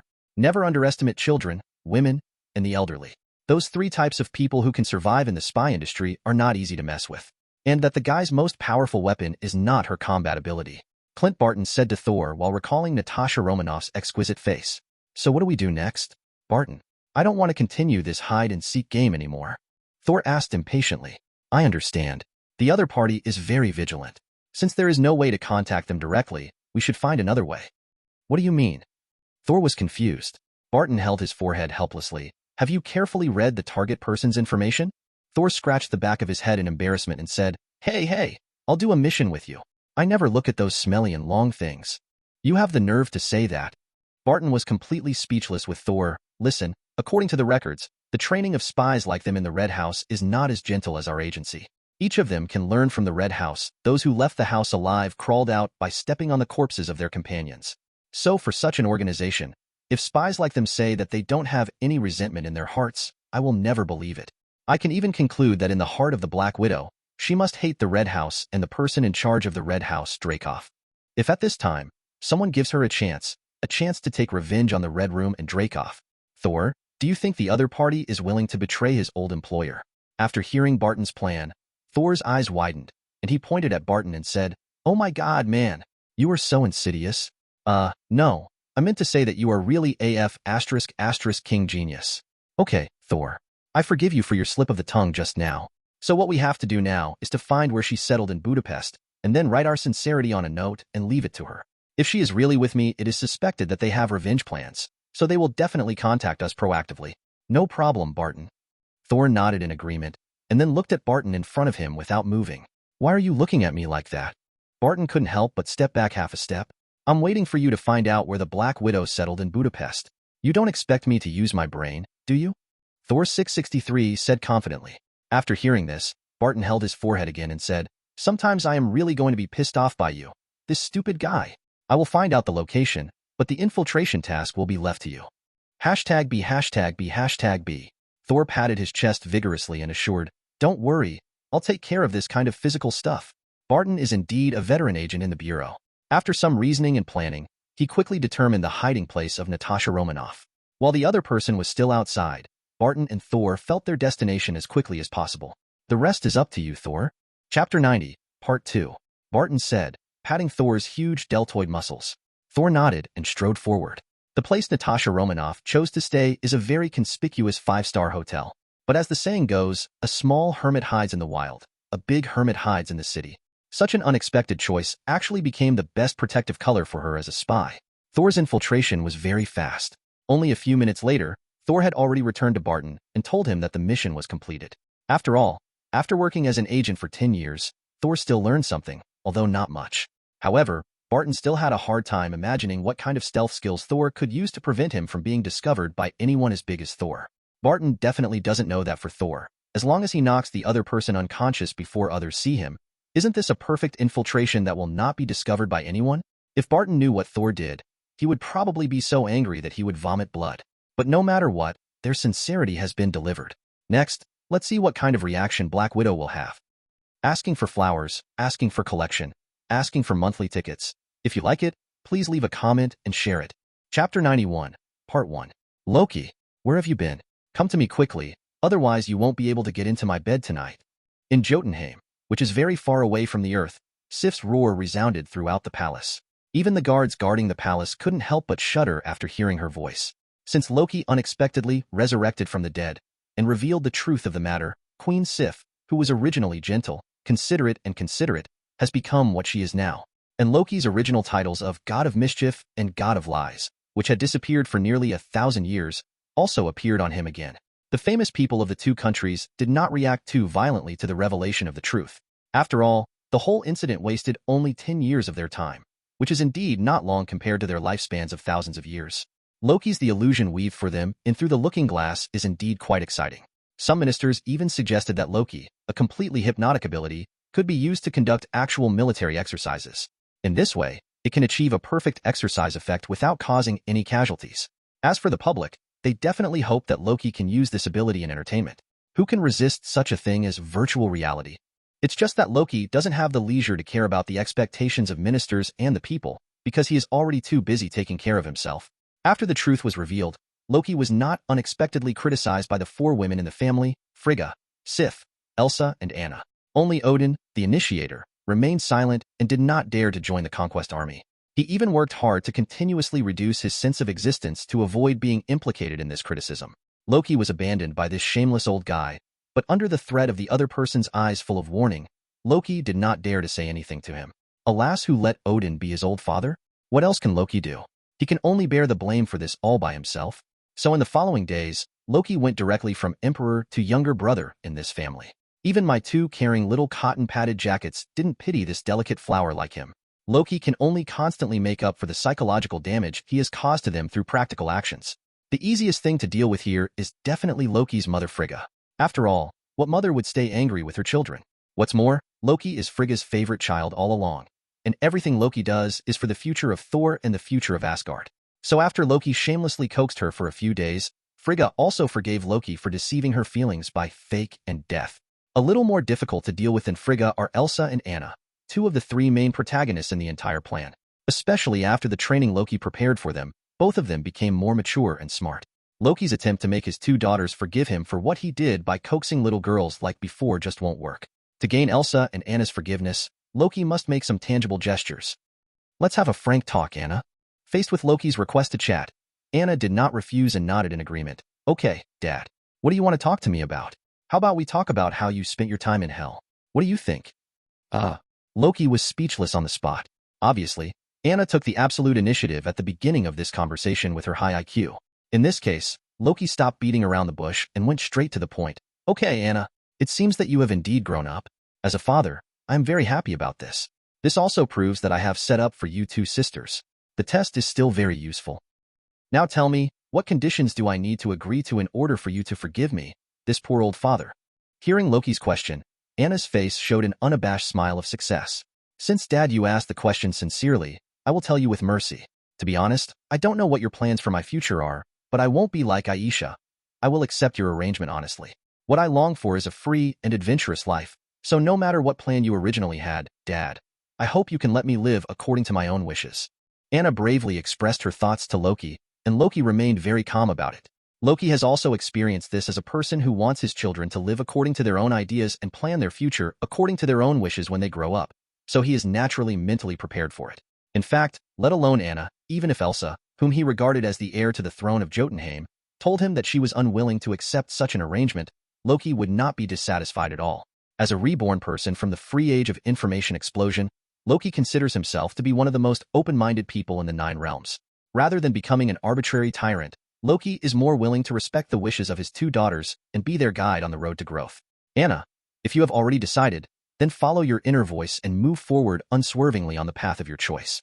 No matter what time, as a father, I will always support you. Choose. Dad. Anna felt that her eyes suddenly became a little blurry. This was the first time since she had grown up that she had heard from her father, who loved to make pranks. Hearing such touching words.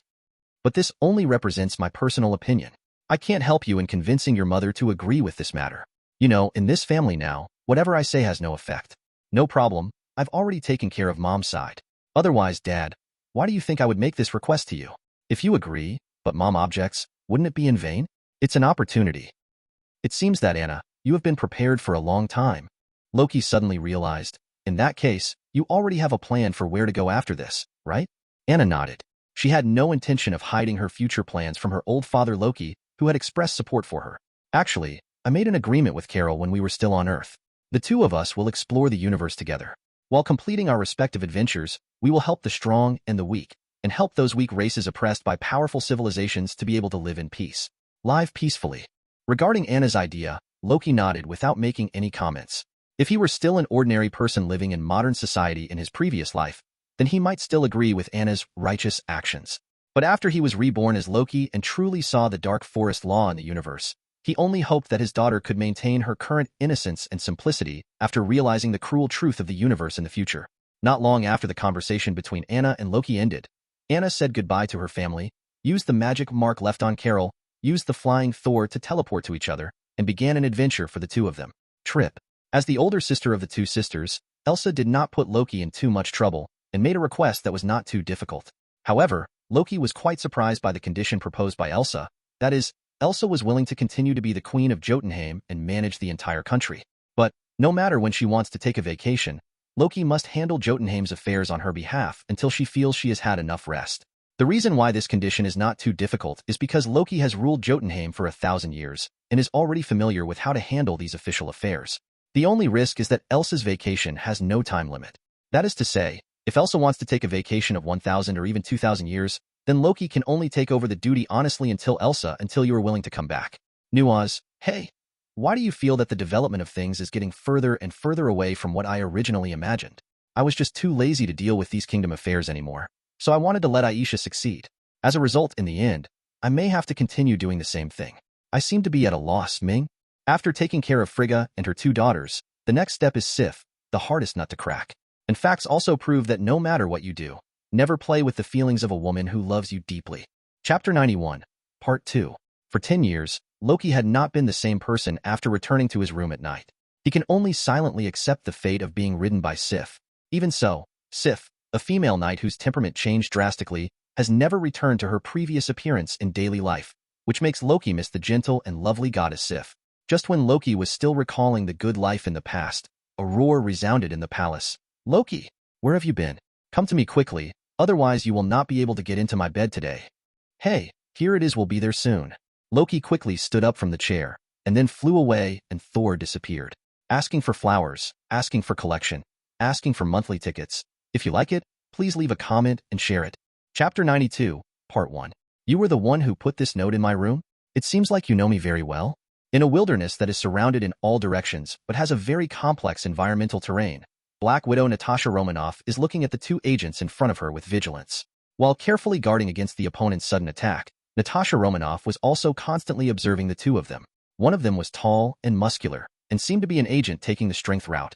The other agent, who is a head shorter, has a slender figure and should be more inclined to a technical fighting style. When they shook hands just now, she felt thick calluses on the index and middle fingers of his right hand. Natasha Romanoff guessed that the other party should be good at using weapons such as bows and arrows. When faced with Natasha Romanoff's questions, Thor was absolutely silent and put all the responsibility for the negotiation on Barton. I think before answering your question, the two of us should introduce ourselves first. Both of us come from an organization called the Homeland Strategic Attack Defense and Logistics Support Agency. You should have heard of the name of our organization. My codename is Hawkeye, and my companion's codename is Thor. Until we reach mutual trust, you can call us by our code names. As for your question just now, to be honest, what we know about you is actually limited to your codename and mission experience recorded in the intelligence. Everything else is speculation beyond a reasonable doubt. Definitely, if you're willing to let us get to know you better, we'd be a great listener. After listening to Hawkeye's speech, Natasha Romanoff's eyebrows frowned with the word Chwan unconsciously. The man in front of her who calls himself Hawkeye seems to be more difficult to deal with than she expected. But soon Natasha Romanoff's frown relaxed again. Since she has decided to take revenge on the Red House and Dracoff, her partners must be as strong as possible. 513 I actually have nothing to say. Your guess is almost inseparable from the actual situation. As an orphan abandoned by my parents since childhood, I was taken in by Dracoff and trained in the Red House since I was a child. It wasn't until that mission in Ohio that I experienced a family atmosphere for the first time, but it was soon destroyed by Dracoff himself. All these years I have dreamed of killing Dracoff and liberating those poor girls in the Red Room. But I know very well that I can't do it on my own. The training in the Red Room will use psychological control to make everyone unable to resist Dreykov's orders. I originally thought I would struggle with this kind of life for the rest of my life, until the note you left for me yesterday appeared. I am willing to betray the Red House and join your organization. The only condition is that you help me kill Dreykov and liberate the girls controlled in the Red House. Regarding Natasha Romanoff's request, Barton naturally agreed without any hesitation. After all, helping Natasha Romanoff kill Dreykov would kill two birds with one stone. Not only did he complete the task of recruiting Natasha Romanoff, but he also eliminated a hostile espionage group that threatened the Homeland Strategic Attack Defense and Logistics Support Agency. And with the help of Natasha Romanoff, an insider, Barton doesn't think killing Dreykov will be too difficult. But before we set out to kill Dreykov, shouldn't we first resolve the psychological control he set for you? You have a solution? Natasha Romanoff confirmed to the two of them overjoyed. Yeah. Barton nodded and said firmly, in a mission I performed before, I also encountered the problem of a companion being controlled by the enemy's special means. Why, but later, after I conducted a cognitive recalibration on him, he successfully got rid of the control and returned to normal. In that case, what are you waiting for? Hurry up and give me a cognitive recalibration, Natasha Romanoff said impatiently. Natasha Romanoff is not afraid of what the other party will do to her. Anyway, no matter which organization she is in, all she has to do is espionage work. Even if Hawkeye wanted to use some means to control her, it would be better than continuing to be controlled by Dreykov. But if Hawkeye really helps her solve the problem of psychological control, then she will make a lot of money. Anyway, no matter what the situation is, it is not a loss for Natasha Romanoff. It's just that Natasha Romanoff didn't expect that the cognitive recalibration that Hawkeye sounded quite complex would be so simple and crude. Hawkeye glanced at Thor beside him, and Thor took out a big hammer from behind, and then approached Natasha Romanoff's position. Hey. The cognitive recalibration you are talking about shouldn't be through this purely physical method? Shouldn't you at least have something to do with psychology? Natasha Romanoff continued to back away while complaining. Relax, Natasha Romanoff. Our colleague has proven that this method is simple and effective, and the results are immediate. Hawkeye comforted Natasha Romanoff with a gentle expression. But no matter who looks at Thor, a burly man with a sledgehammer in his hand, advancing towards him, he probably won't be able to relax. Hey, don't worry, little girl. I will make sure to be gentle when I strike. The way Thor said this was like a villain about to pick flowers. Then, he became a tragedy. Yes, Thor became a tragedy. How to say, although I am not sure whether Barton's cognitive recalibration therapy is effective, as an adventurous person, Natasha Romanoff is still willing to try it. But, as a veteran spy, Natasha Romanoff's various fighting skills have long been turned into muscle memory and integrated into her body. The moment Thor approached her, Natasha Romanoff instinctively clamped Thor's head with a fatal scissor kick. Then he stood up with a sit-up, shaking Thor's center of gravity and causing him to fall to the ground. Finally, taking advantage of the moment when Thor was distracted, Natasha Romanoff grabbed his wrist and transformed the movement into the famous crossbar in jiu-jitsu. Under Natasha Romanoff's unexpected combo, Thor's proud power had no room to display and was directly subdued. Unable to move, Thor could only slap the ground with his remaining hand, indicating that he had given up, and Natasha Romanoff loosened his restraints. Thor stood up again, grinning and rubbing the throat and shoulders that Natasha Romanoff had just locked on. Okay, I have to take back my previous evaluation of you. You are much stronger than you look. Thor had told Hawkeye before that Natasha Romanoff probably couldn't even take a punch from him. As a result, he turned around and was slapped in the face by Natasha Romanoff. Natasha Romanoff also said a little embarrassedly, "Sorry, these are all instinctive reactions. It's okay, just teach Thor a lesson. Then he won't dare to underestimate his mission goal in the future." Hawkeye looked at Thor and said sinisterly, "But your cognitive recalibration can only be solved after you return to the Bureau with us. Now we have to complete the task of solving Dreykov. Natasha Romanoff, do you have any plans?" Natasha Romanoff shook her head and said, "To be honest, I don't have a clue. Dreykov's whereabouts have always been mysterious, and even I can't determine his location." Hawkeye frowned. That would be a bit troublesome. If his location cannot be determined, the assassination mission will not be able to proceed. Hawkeye thought carefully and then continued to ask, "Since Dreykov himself is originally watertight, can we start with the relationships around him and find out his flaws? This kind of mental thing has nothing to do with Thor." He was very self-aware and said nothing, leaving the space to the other two. After receiving Hawkeye's prompt, Natasha Romanoff carefully recalled it in her mind. After thinking for a while, she seemed to have thought of something, but she had a very hesitation expression on her face and did not reveal the information immediately. "What's wrong? You seem to be in trouble." Hawkeye was definitely keenly aware of the changes in Natasha Romanoff, so he asked. Natasha Romanoff was still thinking about hesitation and did not respond to Hawkeye's inquiry. After a long while, he finally struggled to open his mouth and said, Dreykov also has a daughter who is less than 10 years old. Chapter 92, Part 2. I once heard from the guards around him that Dreykov would meet his daughter at a place every once in a while. Hawkeye, so as long as we keep an eye on his daughter, we will be able to determine Dreykov's location. Natasha Romanoff nodded, agreeing with Hawkeye's statement. Hawkeye knew exactly what Natasha Romanoff was hesitating, and he comforted her. Sometimes, in order to realize the justice in our hearts, some sacrifices are inevitable. I also know that Dreykov's daughter is innocent, but you have to think clearly, Natasha Romanoff. As long as Dreykov and the Red House are not eliminated, there will always be children like you who are persecuted by them. Compared to Natasha Romanoff, who is not yet an adult at the moment, Hawkeye, who has seen more darkness in the world, is obviously more decisive when decisions need to be made. Antonia Dreykov, this is her name. Under Hawkeye's guidance, Natasha Romanoff finally made her decision. Hawkeye nodded, I understand. Leave the rest to me. The intelligence officers in our bureau will sort out her information for me. You go back and prepare carefully. It won't be long before we officially take action. Natasha Romanoff left with a heavy heart. At this time, Thor came closer and asked Hawkeye, is there no other way? Thor had already heard that the life of the girl named Antonia Dreykov was obviously the price they had to sacrifice to complete the spike mission. Hawkeye shook his head silently. Thor was also lost in thought when he got the answer. After a long time, I heard Thor say, let that stingy fury deduct my salary. I, Thor, cannot complete this task.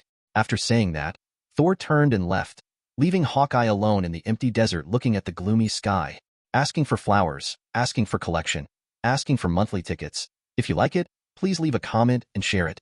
Chapter 93, Part 1. Finally, I deceived the two of them together.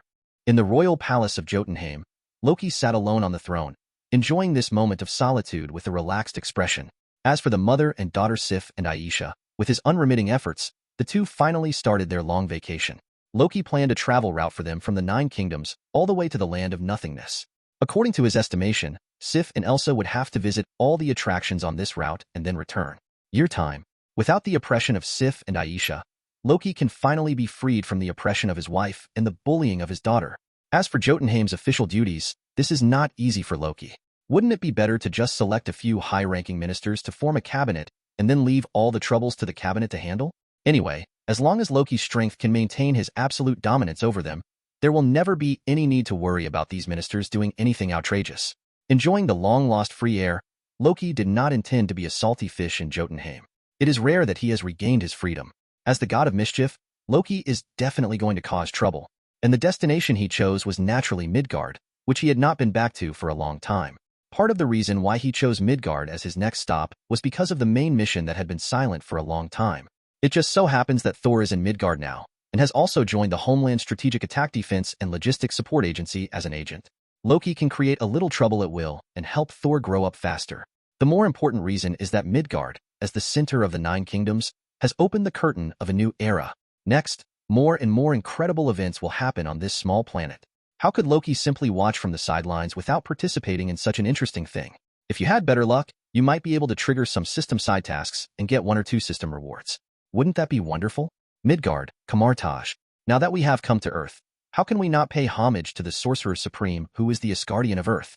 Loki used the flying Thor to teleport to the Sorcerer Supreme holy place in Kamartaj, and saw 2 round things, a big bald head rubbing a crystal ball that was bigger than her head. Needless to say, this big bald head is definitely the Sorcerer Supreme Ancient One. After all, in Kamartaj, not everyone is qualified to have such a powerful hairstyle. As for the crystal ball in front of the Ancient One, after accidentally hearing the idea of telescope technique from Loki, the Ancient One tried it for a while and then succeeded. With the help of the 3 holy places and the magic barrier network left by Agamotto, the Ancient One can observe the situation in any corner of the Earth through the crystal ball. Since then, Ancient One likes to use this crystal ball and the telescope to observe the increasing number of abnormal events on the Earth. What are you doing, Ancient One? Peeping at young boys taking a bath? Loki teased while approaching the crystal ball in front of the Ancient One. Loki casually glanced at the picture displayed in the crystal ball and saw a naked, muscular man in the picture. This shocked him immediately. He looked at Ancient One in disbelief, pointed at her and said, I really didn't expect that you, Ancient One, are really this kind of person. Hurry up and share your magic spells with me. I want to see girls too. The Goo looked at Loki with a confused look, stretched out his hand and pushed his head away. Why do you have time to come here? It's boring to stay in Jotunheim for so long, so why not come to Earth to have some fun? Loki is probably the only person who dares to say such words in front of the Ancient One, the Earth Asgardian. Looking for fun? Upon hearing that Loki was here to cause trouble on Earth, Ancient One, instead of being angry, showed a weird smile. That's just right. There is a ready-made entertainment nearby right now. Come and take a look at this. Loki raised his eyebrows with an interested expression on his face. Oh, am I so lucky? I just came across such a good thing. With that said, Loki put his head in front of the crystal ball again. It's just that at this time, the picture in the crystal ball has changed. The protagonist in the picture is still the man that Loki accidentally caught a glimpse of just now, but his situation in the picture is completely different from before. The man was surrounded by several police cars, and behind the police cars were police officers with their guns aimed. The next second, the man who had no way to escape was put on a pair of silver bracelets under the strong suppression of the police. But just when everyone thought the matter was settled, the situation suddenly took a turn for the worse. The police, who had the advantage in numbers and weapons, were instantly at a disadvantage in front of the single and unarmed man. It could even be said that they were forced into a desperate situation, because the handcuffed man, under the gaze of the group of policemen, transformed from a frail scholar who looked frail to a green monster with a height of more than 2 meters and strong muscles in the blink of an eye. In front of this green giant, the several-ton police car turned into a toy that he waved wantonly in his hands. The deadly bullets had no effect on his steel-like body. The police officers who had formed a siege could only flee with their heads in their hands, praying that they were not the last ones. Seeing this, Loki already knew the man's identity. At the same time, I am very satisfied with the fun Ancient One has found for me. This is a picture I took a photo of before. You can see the man in the picture, right? There is some incredible power in him. What do you think? Are you satisfied with the fun I found for you? Loki was not afraid of Ancient One's pride, and nodded generously. Definitely, I am very satisfied. So what is your purpose? You stared at him for so long, and then showed him to me as soon as I appeared. Your little thoughts can't hide it from the eyes of my god of lies and deceit. Regarding the fact that he was exposed by Loki, Ancient One did not show any embarrassment and still looked at Loki with a smile on his face. You said you want to have fun. Anyway, I have sent the person to you. It is up to you to decide whether you want to fall into my trap or not. 0. Please give me flowers. Okay, Ancient One. You got me. How could I miss such an interesting thing? Tell me, what exactly do you want me to do? Ancient One had an unsurprising expression and said calmly, Don't worry, it's not something that embarrasses you. I just hope that you can do the same as you did when you guided me to become a qualified sorcerer supreme. Show the lost child the way forward. At Ancient One's current age, there is no problem in calling him a child. After hearing the Ancient One's request, Loki finally understood the other party's true intention. Asking him to guide the Hulk was just an appearance. The Ancient One's real intention was to prepare for the threats that the Earth will face in the future. To put it more bluntly, Ancient One is explaining his own funeral. It seems that the person you have been waiting for 1,000 years is finally coming, Loki said bluntly. The Ancient One nodded. I still need to wait for a while before he welcomes his destiny, but it is also time to use this time to leave a seed for this planet that I have guarded for thousands of years. 0. Loki once again set his sights on the man on the crystal ball. At the moment in the crystal ball, he was naked to the waist, sitting cross-legged on the futon with his eyes closed, meditating. Next to him was a llama wearing a red monk's robe and a colored monk's hat, constantly guiding him through words. I know, I will go there and turn this grumpy little boy into a polite gentleman like me. The smile on Ancient One's face disappeared instantly, and he looked at Loki very seriously and asked, Is there any deviation in your understanding of yourself? The word gentleman has nothing to do with you, Loki. I'm already starting to regret letting you get in touch with this child. It's too late to regret, Ancient One. I already know where he is. For a person who needs to control his temper, Zongchuan Buddhism can indeed provide him with some help. Chapter 93, Part 2.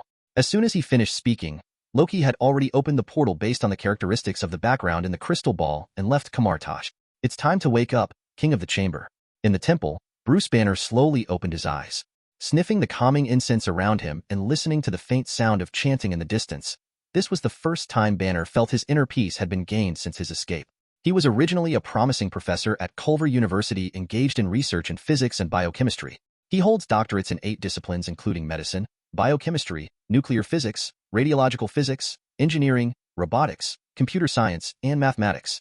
3 years ago, at the invitation of his girlfriend's father, General Thaddeus Ross, he joined a research group called the Biotechnology Power Enhancement Program and was responsible for developing a serum that could prevent radiation poisoning. And it was precisely because of this project that his originally promising life took an unexpected turn, and he became the traitor wanted by the United States military. Asking for flowers, asking for collection, asking for monthly tickets. If you like it, please leave a comment and share it. Chapter 94, Part 1. The so-called biotechnology power enhancement plan that General Thaddeus Ross talked about was not actually a serum to prevent radiation poisoning at all. Instead, it developed the superhero captain of the United States, a superhero that even Hydra is flocking to. Soldier Serum. General Ross had to stop his overt research project on the super soldier serum because his previous use of prisoners for human experiments was exposed. But in fact, he just moved the project secretly in order to allow the project to continue smoothly and found his daughter, Bemins, who was engaged in biological cytology research, and his daughter's boyfriend, who was studying nuclear physics. With Bruce Banner in biochemistry. Bruce Banner, who holds 8 doctorates, is undoubtedly a super genius beyond the scope of ordinary people's cognition. In just 1 year after being lured into the project by General Ross, Banner had made significant progress in the research of the serum.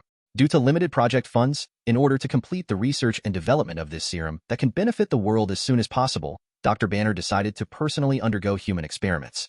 Then an accident occurred. During the human experiment of the serum, Bruce Banner absorbed excessive gamma-ray radiation. From a normal adult, 740 male, his body size skyrocketed into a violent man covered with green skin. Giant. Having lost his self-awareness, he only relied on his instinctive desire for destruction, overturned the entire research equipment in the laboratory, and injured his girlfriend Betty and the project leader General Ross. When Dr. Banner recovered and woke up again, he found that he had arrived in the suburban woods hundreds of kilometers away from the laboratory. Because of this human experiment accident, Banner finally knew the true purpose of this biotechnology power enhancement plan. The research he has been conducting is not a good medicine to benefit the world at all, but a weapon that triggers war. Unable to accept this fact, Banner refused General Ross's request to use him as an experimental sample to continue research on the super soldier serum. However, he was slandered by the other party as a wanted criminal who betrayed the country on the grounds of stealing military secrets. So Dr. Banner had no choice but to start his own escape journey. In the process of escaping, Banner encountered many dangers that he had never encountered before in his life, and they were all finally solved by the monster hidden in his body through violence. This makes Dr. Banner even more afraid of the self-proclaimed Hulk in his body. He is worried that if one day Hulk's will completely dominates this body, who will be able to stop Hulk's destruction? In order to prevent himself from eventually becoming a monster who only cares about destruction, Banner fled to a wilderness somewhere in Greenland and decided to commit suicide by shooting himself. But the result did not let him get what he wanted. Just like every time his life was threatened before, this time Hulk took over his body without exception and spit out the bullets one by one. Banner, who failed to commit suicide, had no choice but to find other ways, hoping to suppress the Hulk in his body. On the one hand, we are actively conducting research to find a treatment method that can completely eliminate this mutation in ourselves. On the other hand, try to control your mood and avoid too drastic emotional changes. After so many transformations, Dr. Banner, a genius, has gradually figured out the triggering conditions for consciousness exchange between him and Hulk. When his own emotions fluctuate greatly, such as encountering life-threatening danger, being frightened by huge amounts of fright, or having strong anger, etc. These emotional changes will cause the Hulk hidden in the body to appear, turning him into a green monster who only knows destruction. So Dr. Banner began to search around the world for pharmaceutical ingredients that could treat him, as well as some methods that could help him maintain peace of mind for a long time. Dr. Banner's purpose in finding out about Zhang's Buddhism was to learn how the lamas could maintain a state of tranquility and peace. Judging from his current state, the effect of this method is still good. But Dr. Banner actually knows very well that he can gain short-term peace in his heart, which is closely related to the environment in which he lives. Once his whereabouts here are exposed and the troops sent by General Ross come here to pursue him, then his finally settled heart will definitely stir up trouble again. Saying goodbye to the temple Zen master who guided him in meditation training, Bruce Banner returned to his hiding place in Selenium, which also served as his laboratory for researching therapeutic drugs. When he came to the door of the hiding place, Banner did not immediately take out the key and open the door to enter. Instead, he first checked the small mechanisms he had set up before leaving. After several years of running away, Dr. Banner has become accustomed to clipping a piece of paper and a hair to the door every time before leaving the hiding place, and at the same time pressing the door handle behind the door at an angle. If any of these 3 little institutions are different from before he left when he comes back, then Banner will turn around and leave without saying a word. But today is obviously not the day for him to embark on the road to escape again. After Banner's inspection, there was no sign of punishment for the 3 agencies he set up. After checking the small mechanisms he had set up, Banner leaned on the door panel to check what was going on in the room. While Banner was collecting spare parts that could be used for experiments in various recycling bins, he adopted a stray dog and named him Ricky. Part of the reason he adopted Ricky when he was homeless was because Banner couldn't bear to see the dog sleeping on the street. Part of the reason is that Ricky acts as his danger alarm. If someone from the military sneaked into his hiding place while he was away and set up an ambush, Then Banner will definitely not hear Ricky's movement in the room when he returns. And when Banner is sleeping soundly at night, Ricky, who has a keen sense of smell, will alert him if a stranger approaches. After confirming that everything was normal in Ricky's room, Banner finally opened the door and entered the room. After Banner put down what he was holding, he first poured some dog food into Ricky's food bowl, then put on his goggles and came to the experimental equipment he had assembled. Just as he was about to continue his research, a voice suddenly appeared in the room and almost scared the Hulk out of his body. "Hello, Bruce Banner." Dr. Banner didn't know who was calling his name. The only thing he was certain of was that he was very unfamiliar with the owner of the Voice Point Zero, and when he finally controlled his emotions and turned around stiffly, he saw an elegant and handsome young man on the sofa in the living room. The young man, who was a complete stranger to him, was holding Ricky in his arms, stroking the fur on Ricky's back while looking towards where he was. You, who are you? How did you get into my room?"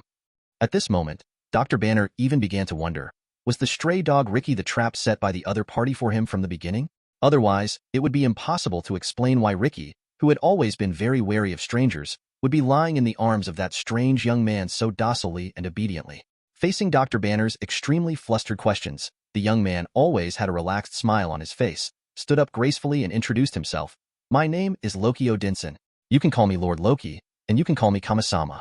As for you asking how I got in fact I have been following you since you left the temple. You opened the door yourself and took me in, but you didn't notice it." "Loki Odinson? Kamisama? Do you think you are the god of trickery in the legend of Norse mythology?" Dr. Banner complained in his mind, and at the same time he already regarded Loki as a mentally ill patient with some abilities. "Mortal, I see offense in your eyes."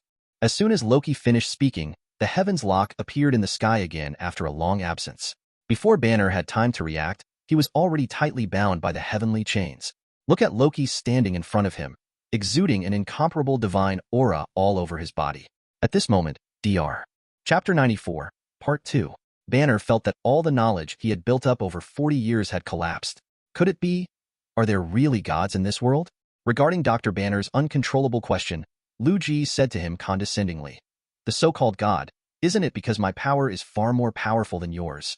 If you can freely control the power in your body, you can become a god in the eyes of most people." Hearing Loki mention the Hulk in his body, Dr. Banner instantly became alert. "Your goal is Hulk? Don't be so excited, Bruce Banner. I don't want to make too much noise at once. Definitely, if you want to try my strength, then I will accompany you to the end. What exactly do you want to do? Why would someone like you come to me?" Dr. Banner asked calmly. After this period of practice, Banner can quickly adjust his emotions. "Relax and don't worry. With my ability, if I really need to do something on this planet, I am confident that no one can stop me. The reason why I came to your door today actually has only one purpose, and that is to help you tame the little monster in your heart. How about it? Do you want to accept help from me, a stranger of unknown origin?" Banner looked at the confident smile on Lu Ji's face, and the chains wrapped around his body, showed a wry smile and said, "Do I still have a choice? Asking for flowers, asking for collection, asking for monthly tickets. If you like it, please leave a comment and share it." Chapter 95, Part 1. Do I still have a choice? Dr. Banner said with a wry smile. "Definitely not." Loki replied matter-of-factly, "You don't have to feel aggrieved. I have delivered all the great benefits to you personally. If you reject me, where do you want my face to go? Besides, the person who asked me to come over to help you should be regarded as someone like your ancestors. There is nothing in you that is worthy of my covetousness. You can treat it as a kind of care and concern from the elders to the younger ones, and feel at ease. Just accept it, and that's it." Banner has no clue as to who this ancestor-like figure in Loki's words is. After all, the power Loki showed in front of him was beyond his original understanding. Banner couldn't figure out how he came into contact with such a magical big shot even if he thought about it. But he knew that Loki was right. There was nothing in him worthy of being valued by the other party. Even the monster in his body that only knows destruction, judging from his current observations, is no match for Loki. In this case, if the other party can really help him solve the hidden dangers caused by Hulk, it will be a huge benefit that he cannot refuse. "I understand, Lord Loki. Please help me to destroy the monster hidden in my body." After some serious thinking, Dr. Banner finally made a sincere plea to Loki. Seeing Banner's performance, Loki nodded with satisfaction and untied the heavenly locks from binding him. "As for this, I will definitely 07 help you, but..." Loki looked at Banner with an expression that was half smiling but not smiling. "But what?" Banner asked nervously as it related to whether he could return to normal and return to his previous peaceful life. "But it's not to help you eliminate the Hulk in your body, but to help you completely take the power brought by the Hulk into your own hands." Loki's answer made the originally nervous Banner's eyes widen in an instant, and his mouth opened so wide in shock that he could almost fit a fist into it. No, Lord Loki, I'm just a scientist with a little cleverness and wisdom. I just want to peacefully go back to the ordinary life of doing scientific research during the day and working as a prostitute at night. I don't need to master it at all. Such destructive power is huge amounts of ability. But as soon as Banner finished speaking, Loki's eyes became sharp when he looked at him. Loki's whole body was full of oppressive aura, so scared that Banner didn't dare to look directly into his eyes, and his neck and back slowly bowed unconsciously. This is not up to you, Bruce Banner. Although the birth of this power in your body is an accident for you, it can even be said to be a disaster that comes from heaven. But its original existence is of great significance to the world and dimension you live in that you cannot imagine. If you think you don't need this power, it's just that you haven't met the time when you need it. Only when you truly experience the despair of being unable to fight back will you truly understand the meaning and value of Hulk to you. Loki's words are profound, but based on Dr. Banner's current experience, he cannot understand the true meaning. But before that, Banner had learned one thing. He had no choice. Okay, Master Loki, you have the final say on all this, as long as the big guy inside me can't come out and smash things anytime and anywhere. Otherwise, the state of being frightened all the time is really too despairing. Already. This is definitely. If this power cannot be used according to your will, how can it be called complete control? One day you will understand what a wise decision you made today, Loki said, taking out a very simple-looking wooden mask from the space of the king's treasure. It was in order to hide his true identity when doing things in the universe that he found the dwarf king Ai Chui to make it from the branches of the world tree. That exclusive mask. However, since Loki sat on the throne of Jotunheim, the opportunities to use this mask can be said to be very few. In addition, with Loki's current strength, there is really no need to hide his identity in whatever he wants to do, because he can count the things and people that can threaten him with both hands. As long as Loki doesn't seek death, no one will dare to do anything to him even if he does something a little too much. And the reason why he took out this wooden mask that he had forgotten in the corner of the king's treasure for a long time was definitely to help Banner solve the coexistence problem between him and Haoshu. In fact, the method that Loki planned to use on Dr. Banner was something he learned from Odin. Before Odin exiled Thor to Midgard, he used a special magic to deprive Thor of his power as Thor and sealed his power into Mjolnir, who was also taken back by him. So from then on, Mjolnir's hammer had a spell composed of runes. Whoever holds this hammer and deserves it will have the power of Thor. It was inspired by Thor's successful case that Loki got the inspiration to deal with Banner's Hulk power. Loki plans to use the same method to seal the Hulk power in Banner into this wooden mask, which is an artifact made of the branches of the world and is used to carry the 5 Hulks in Banner. Then by setting a spell on the wooden mask, Banner can use the magic on the mask to use this power under controllable conditions. Relax, Banner. What is going to happen to you next may make you feel a little painful, but don't worry, this is normal. Because I will use magic to seal the power of Hulk in your body. Banner nodded when he heard this, but there was no fear in his expression. No problem. Compared to the mental torture, I can completely endure the physical pain. What's more, this pain is only temporary. Banner, I agree with what you just said. You are awesome. I give you a thumbs up. Loki made a cool expression like a ghost and gave Dr. Banner a thumbs up. Then are you ready now? If you are ready, I will start to seal the power of the vast beam in your body. Right. Banner said firmly, I'm ready. As Banner finished speaking, the entire room began to fall into silence. Even the dog Ricky seemed to feel the tense atmosphere and carefully slowed down his breathing. Loki held the wooden mask in his left hand and lightly pressed Banner's forehead with his right hand. Then a powerful magic power rose from his body. He and Banner were instantly enveloped in a dark green halo, making this scene it looks extremely weird. Soon, the expression on Banner's face changed from firm at the beginning to wavering, and finally turned into painful and ferocious. From Dr. Banner's constantly trembling Adam's apple, we can tell how shrill his screams of pain were. However, due to Loki's magical isolation, the whole room was still as quiet as a needle drop, as if Dr. Banner was performing a pantomime at the moment. But fortunately, due to the huge amounts of strength gap between the two, it did not take too long to seal the Hulk power in Banner's body. Gradually, the dark green surrounding Dr. Banner began to fade, until it finally disappeared completely. On the other side, the wooden mask held by Loki in his left hand was completely opposite to Banner. The light emanating from the mask shines brighter and brighter, and the thick, dark green even has a tendency to develop into black. But under Loki's control, the power wrapped around the wooden mask began to gradually converge, and was eventually completely compressed into the mask. As the light on the wooden mask disappeared, the entire sealing process reached a crucial step. Loki put the mask to his mouth and began to whisper the spell he had set for the mask. Anyone with a childlike heart who wears this mask will be blessed by the god of mischief.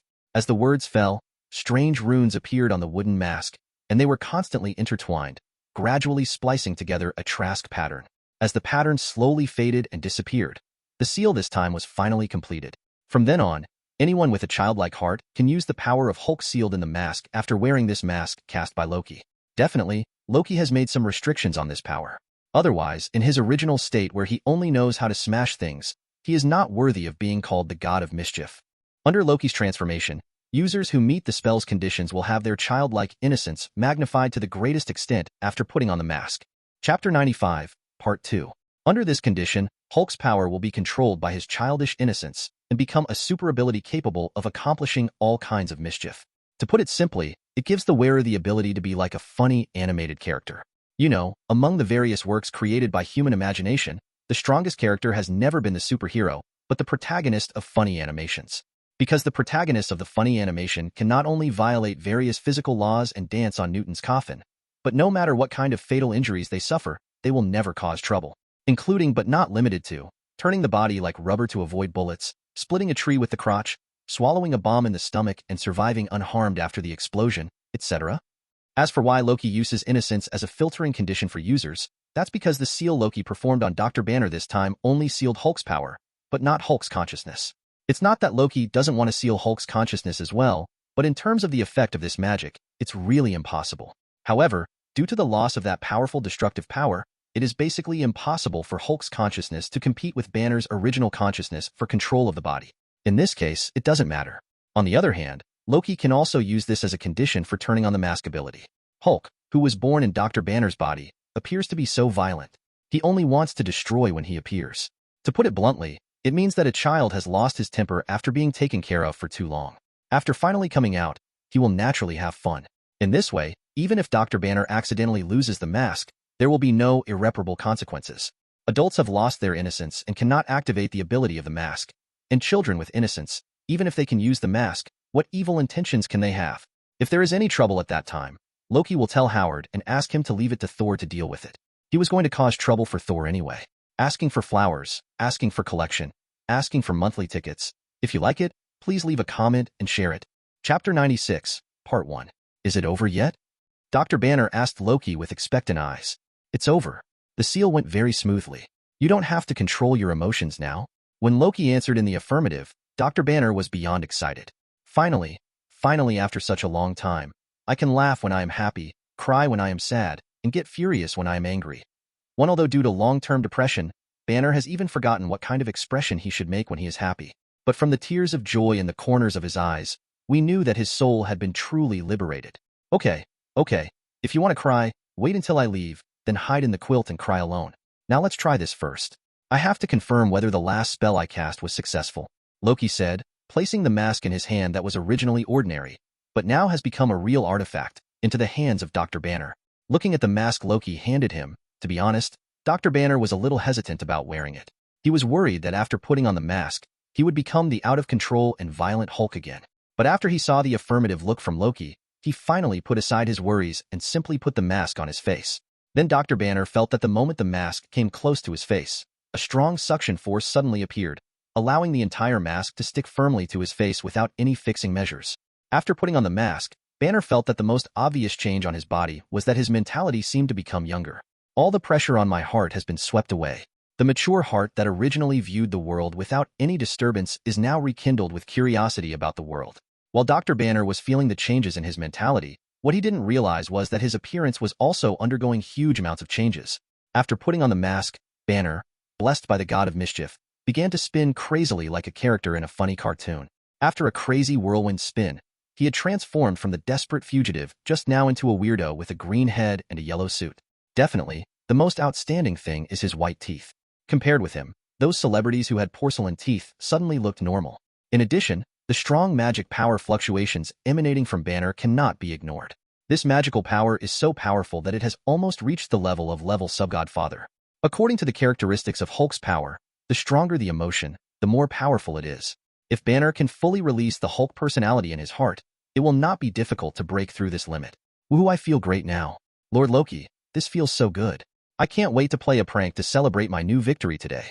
As the Hulk personality, which symbolizes the inner child, is inspired by the power of the mask, Banner's personality is still the master of this body, but he is completely different from his former self in terms of his behavior and speech.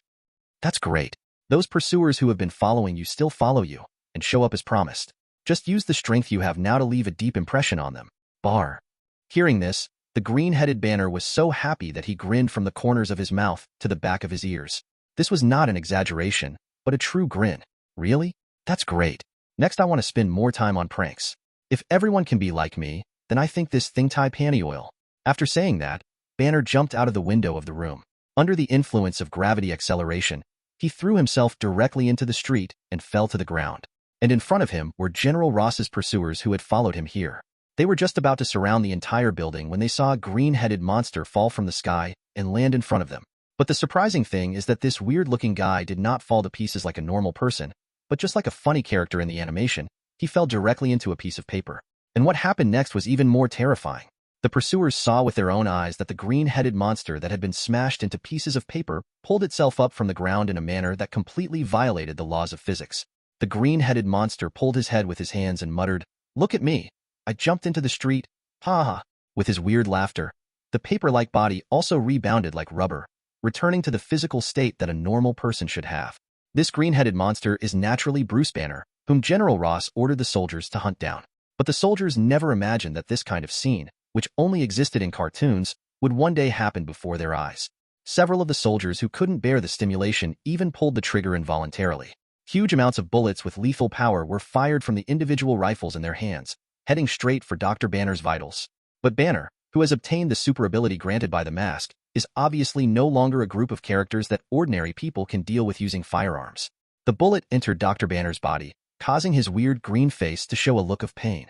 But with his artificial performance, anyone with some intelligence can see that the bullet just now was not able to cause him any harm. Sure enough, in the next second, Banner's tongue kept moving in his mouth, and then the bullets that had just been shot into his body were spit out from his mouth one after another. Well, this smell is really good. Guys, I have felt your enthusiasm. Now it's my turn. After saying that, under the horrified eyes of the soldiers, Dr. Banner took out 2 huge amounts of Gatling guns directly from his crotch with his left and right hands. Seeing these 2 big guys appear, those soldiers were frightened on the spot. How could they have the courage to continue to fight against the weirdo in front of them? 10 of them dropped their weapons and ran away. But all this was actually just a prank by Dr. Banner to scare them. After he pulled the trigger of the Gatling gun in his hand, the expected fire did not appear in the barrel, but colorful streamers and ribbons were sprayed out. Golden fireworks. Tada! Surprise motherf **** cur. But just when Dr. Banner was proud that his prank had succeeded, a grenade flew out of nowhere and landed at his feet. Oh, littering is not a good habit, man. Looking at the grenade at his feet, Dr. Banner's face still had the same smile, showing 2 rows of bright white teeth, without showing any panic or fear. With just a flick of his toe, the grenade on the ground without the safety catch was caught by Banner. Then Banner opened his mouth wide, threw the grenade into his mouth, and swallowed it in one gulp. It was as if what he was holding in his hand was not a grenade with the safety catch pulled off, but an egg with its shell peeled off. Bang! With a muffled sound, Banner's belly swelled instantly, and then returned to its original shape. The black smoke that was constantly coming out of Song Yu's ears and nostrils proved that 10 grenades had indeed exploded in his stomach just now. What a bunch of naughty little cuties. I have to educate you well. Banner's face showed that exaggerated smile again, and then his whole person started to spin crazily like a whirlwind. As for the soldiers who had just tried to escape, all of them could not escape the fate of being captured by him under his sweep. Now that the children are all here, let's start class. Dr. Banner's voice sounded like a devil's whisper in the ears of each soldier. After the hurricane caused by Banner's high-speed rotation, the soldiers who originally wore military uniforms all changed into Boy Scout attire, and 10 of them sat neatly on elementary school-sized desks and chairs. In front of them, there was a huge blackboard that suddenly appeared out of nowhere, and Banner, a green-headed monster who had changed into a teacher's costume. Children, come on, Zhao. What we are going to learn today is about hygiene, courtesy, and knowledge about garbage classification. Banner held the chalk in his right hand and swept it across the blackboard like a ghost, and then each knowledge point appeared neatly on the blackboard. And every time Banner finishes talking about a knowledge point, a soldier will be coaxed into corresponding garbage by him, and then thrown into the corresponding classified trash can. Chapter 96, Part 2. Under the torture of Teacher Banner, the soldiers were all dizzy and completely lost their combat effectiveness. After the battle, Banner took off the wooden mask that gave him great power. After taking off the mask, Banner's mental state immediately returned to normal. I saw him standing there blankly, staring at the wooden mask in his hand. Even though everything that just happened was still vivid in his mind, Banner still couldn't believe that he had done those things.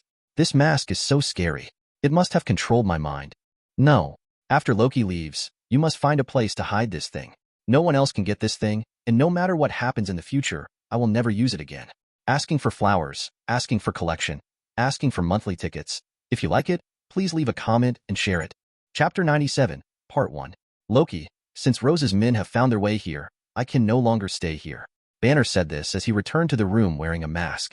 After saying that, Banner was ready to pack his luggage and start his escape journey again. But at this moment, Loki put his hand on his shoulder, stopped him and said, "Have you forgotten that just now I sealed the Hulk power in your body into the mask? In other words, you have returned to normal and become an ordinary person now. If you want to return to your original life, you might as well wait here for Ross to come over and let him bring you back to paint. As long as he understands that neither your blood nor your tissue is of any value to him, and coupled with the relationship between you and his daughter, the title of traitor he has placed on you will no longer matter. Can I take it off? And you will naturally be able to return to your original life state naturally." Hearing what Loki said, Banner reacted, "Yes, I don't have to run away now." Suddenly enlightened, Banner scratched his head and looked at Loki. Hey, that. I have formed a habit before, and I can't change it for a while." Loki waved his hand and said nothing more. "Let's go, Banner. There are still many lost youths like you in this world, waiting for me, Lord Loki 033, to save them. The next thing will be solved by yourself." Loki waved goodbye and turned to leave. But all of this, including the previous reminder to Banner, was actually just a show played by Loki to show Banner. After all, what he promised to the Ancient One was to guide Banner on the right path, not to help Banner master the power in his body. Dr. Banner still does not realize the importance of strength and believes that as long as he returns to his past self, he can live his original life again. But the cruel reality is that regardless of whether he has the power of Hulk in his body, Ross, who is obsessed with the super soldier serum, will try his best to get what he wants from Banner. That's why Loki tricked Banner into throwing himself into a trap and following Rose back when he was about to pack up his things and run away. Loki wants to use General Ross to make Bruce Banner understand that when a person does not even have the ability to resist, he will lose the qualification to pursue even the simplest ordinary life. You can only become a piece of fish on someone else's chopping board and be slaughtered by others. During the time when Dr. Banner fell into the hands of General Ross and suffered, Loki did have one thing to accomplish. The successful sealing of Hulk's power on Banner proves that the sealing magic and unblocking spell used by Odin on Thor are indeed widely adaptable. So Loki planned to use the same method to add an amulet to Sif and his two daughters who were away from home. He decided to peel off some of the skills he had acquired from the system by completing tasks over the years, and then sealed them into noble phantasms and gave them to Sif, Elsa, and Anna for use. This was considered reuse of waste. System. Open my personal properties panel. Host. Loki Bloodline.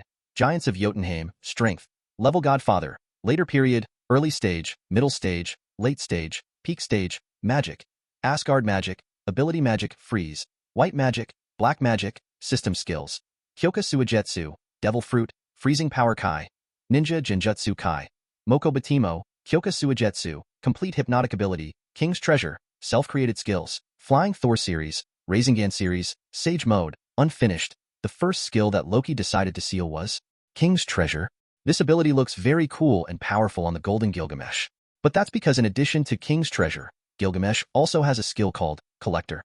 Therefore, all treasures created by humans will be automatically collected by King's Treasure. Unlike Loki, who needs to complete system tasks and obtain them one by one.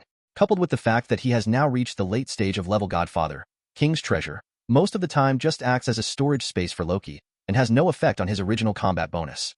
In this case, it would be better to strip off the skill of King's Treasure and give it to his youngest daughter Anna. Originally, the dress-up magic that Anna used was to use the King's Treasure as a medium to summon the treasure phantom in it. After obtaining the complete King's Treasure, Anna can use the noble phantasms in King's Treasure as she pleases. When facing a siege, Anna can also directly launch the noble phantasm in King's Treasure to strike the enemy in a wide area. This is definitely a huge amount of improvement for Anna's strength. The second ability that Loki plans to divest is Devil Fruit, Freezing Power Modification. To put it bluntly, this skill has two effects. One is the ability to create ice out of thin air. One is the ability to element itself. The ability to create ice out of thin air can be completely replaced by the ability magic Freeze for Loki, who is of the bloodline of Giants of Jotunheim. As for the elemental ability, to be honest, it is not as useful as the skill Flower in the Mirror, Moon in the Water, because Kyoka Suigetsu can not only make the enemy's attack miss, but can also be combined with the skill Kyoka Suigetsu, Complete Hypnotic Ability, to form a combo, making the enemy hard to guard against. So Loki decided to separate this skill and put it in the hands of his eldest daughter Elsa. As a serious magician, Elsa is not a melee magician like Kamar Taj. Her biggest weakness is her melee ability. This is not very noticeable in low-end rounds. After all, the difference in strength is too big, and the enemy can't even get close to Aisha. But once she encounters a high-end game, Elsa's melee weakness will be easily targeted by the enemy. But if there is elemental ability, it will be different. Devil Fruit, Freezing Power, Modification, can not only strengthen Elsa's original ice and snow magic power, but also make up for her weakness in melee combat. Giving this skill to Aisha would kill two birds with one stone. As for the third and final skill that Loki plans to divest, it is Ninjutsu, Kai. After Loki obtains Mirror Flower, Water Moon, Complete Hypnotic Ability, the effect of this skill can be completely replaced by Complete Hypnotic Ability. Moreover, Ninja Jinjutsu, Kai, originally had a similar effect to the deceptive magic he was best at. Whether in actual combat or pranks, it had little value to Loki today. It would be better to peel it off and give it to Sif. As a female war goddess with unparalleled melee combat, Sif's only shortcoming is probably that her methods are too single. Once the enemy is on guard and Sif cannot get close, she will be helpless. But with the assistance of a Ninjutsu Jinjutsu, Kai, Sif's combat wisdom can easily create flaws in the opponent's body and then kill the enemy with one blow. In other words, Sif can switch between the three professions of warrior, magician, and assassin at any time according to different situations, and the flexibility of combat will be greatly increased. After selecting the three skills to be stripped, Loki selected several noble phantasms from the king's treasure to be used to carry the seal. In order to ensure the convenience of using skills, the precious phantoms selected by Loki are all lightweight and easy to carry. In this way, if the three of them suddenly encounter danger, they can use these skills more conveniently. And these three noble phantasms are Cleopatra's gold earrings that he selected for Sif, which sealed the illusion of ninjutsu, Kai. The crystal diamond necklace chosen for Elsa and sealed with Devil Fruit, Freezing Power, Eat Change, as well as a pair of silver wristbands selected for Anna, with the King's Treasure, skill sealed. Chapter 98, Part 1. In the Sierra Nevada mountains, there is an experimental base secretly built by General Ross for his biotechnology power enhancement plan. At the moment, Banner was lying on an experimental table, his hands and feet tightly bound by belts.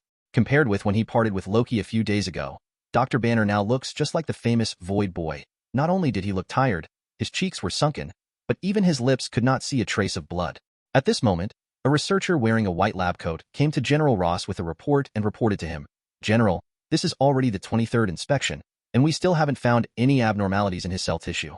So, is it true that he told me that he has cured his own mutation?" General Ross asked, but his eyes remained on Banner on the experimental table, without even glancing at the researcher next to him. "I'm afraid that's the case, General," the researcher replied tremblingly. As his voice fell, one could clearly feel that the air pressure in the surrounding environment had dropped a bit. General Ross's face was as dark as water, and his face became increasingly ugly. "This damn guy. How dare he destroy such a perfect weapon like this? Instruct me to go down and take out the serum formula and key data from that human experiment no matter what method you use." Awed by the aura of General Ross, the researcher couldn't help but take a step back, then lowered his head and agreed, "Yes, General." It turns out that Dr. Banner was immediately tied to the experimental table after he was brought back by General Ross. 23 blood and cell tissue samples were collected over several days. As for energy intake, it depends entirely on intravenous nutrient solution. It's no wonder that he became as weak as he is now in just a few days. If it were someone else who suffered the same treatment, he would probably have hated General Tross in his heart and wished that he would be torn into pieces if he could gain strength. But what should I say about Bruce Banner's brain circuit? It is indeed a bit different from ordinary people. Faced with what General Ross did to him, Banner, instead of being angry, always maintained an optimistic mood. Because according to his idea, once General Ross is completely sure that he no longer has what he wants, the other party will naturally let him go. At that time, he, Bruce Banner, can return to his previous life. But his mistake was that he believed too much in Loki's deception and overestimated the moral bottom line of General Ross. In order to realize his obsession with the super soldier serum, General Ross's spirit has already fallen into madness. Since Banner can't squeeze what he wants out of his body, he can search for it from the other person's memory and soul. As long as he can get what he wants, General Ross doesn't care whether Banner is dead or alive. However, just when Dr. Banner was about to be robbed, the alarm in the base suddenly sounded. Alert! Alert! A strange intruder appears at the entrance of the base. Once again, a strange intruder appears at the entrance of the base. The intruder is visually unarmed. Please dispatch the nearest armed personnel immediately to arrest him.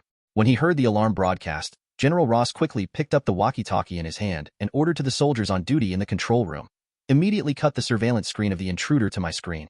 I want to see who is this desperate guy who smelled the intruder and came to my territory.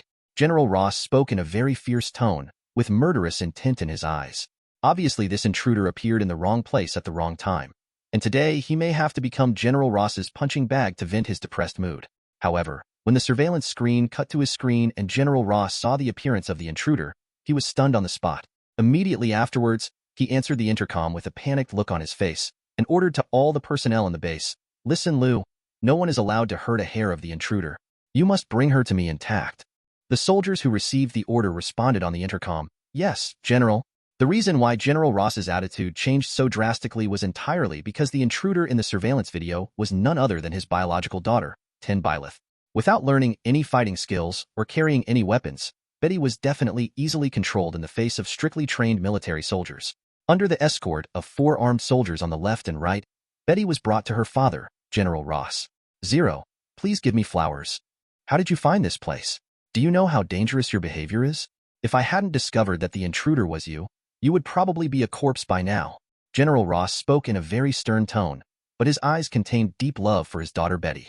However, Betty did not accept this trick at all. When faced with her father's reprimand, she directly counterattacked, "Then just let your soldiers shoot me to death.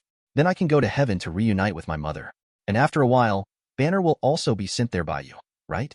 Hearing Betty mention Bruce Banner, General Ross's eyes became sharper. "It turns out you came here because of him." "Zero, that's right.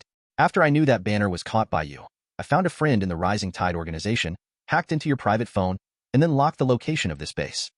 Banner obviously did nothing wrong. All the accidents were because you concealed the true purpose of the experiment from us, which led to Banner turning into that terrible monster. Now that he has finally cured his mutated disease, why are you still unwilling to let him go?" Regarding his daughter's questioning, General Ross also rarely expressed his true feelings. "I can definitely let him go, but ask those terrorists, will they let those innocent people go? Don't forget how your mother died, and I will never allow such a thing to happen again to the land I protect. As long as my biotechnology power enhancement plan can successfully develop the super soldier serum, these terrorists will never be able to succeed from now on. Compared to the future of the entire country, the sacrifice of just one Bruce Banner is nothing to me. If you want me to let him go, you can, as long as you can convince him to hand over the serum formula and experimental data from the previous human experiment, and help me continue to complete subsequent experiments. After the serum is developed, I will naturally keep my promise and let him leave safely. Asking for flowers, asking for collection, asking for monthly tickets.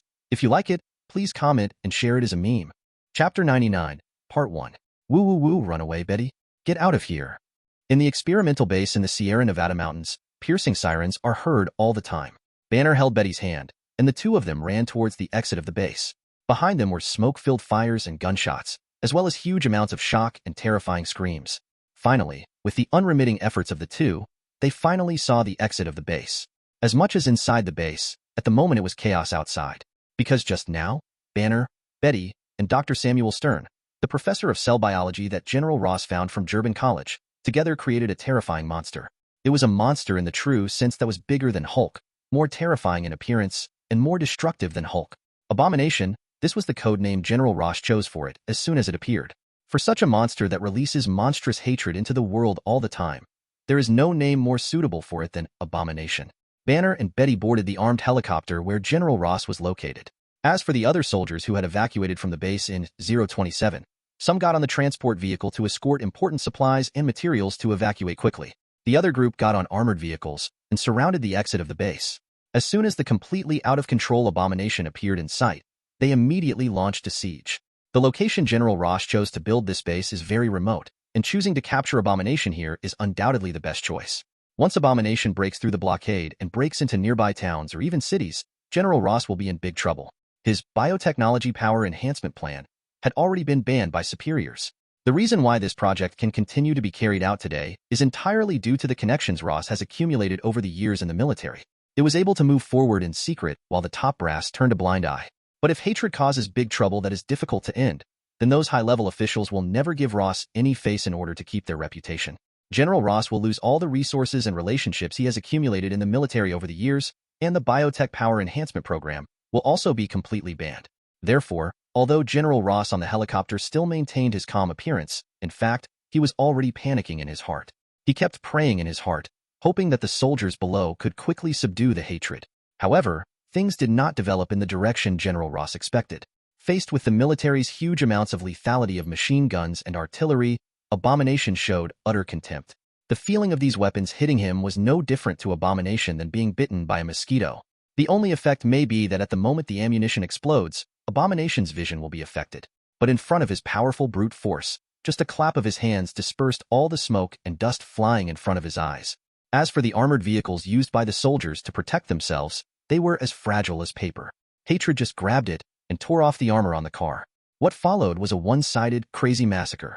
Looking at the tragic death of the soldiers below, even Banner, who had been hunted and detained by them, could only feel deep sympathy for them at this moment.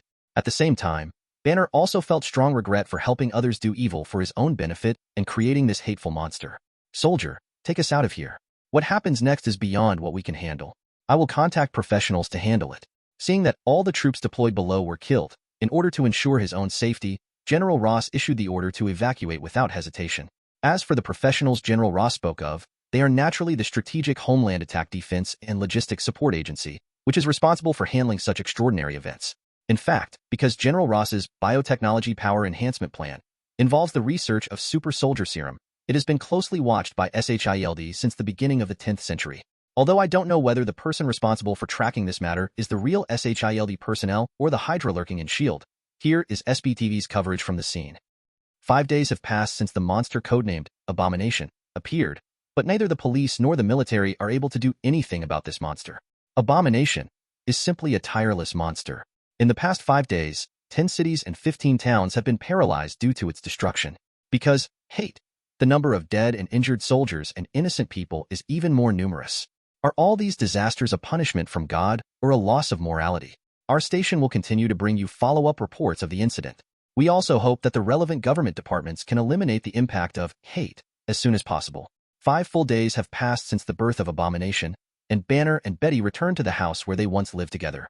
This is not because General Ross keeps his promise, but the main reason is because he has too much time to take care of himself now, so he can't take care of Banner. But Dr. Banner, who finally got his wish, was in a very low mood during this period. As one of the initiators of the birth of Abomination, the more killings Abomination committed, the more Banner felt that his sin was serious, and he suffered from remorse and was very tormented in his heart. In the nights of the past few days, Banner, who had been completely insomniac, could only hide in the study, frantically searching for information, trying to find a way to eliminate the mutation in Abomination.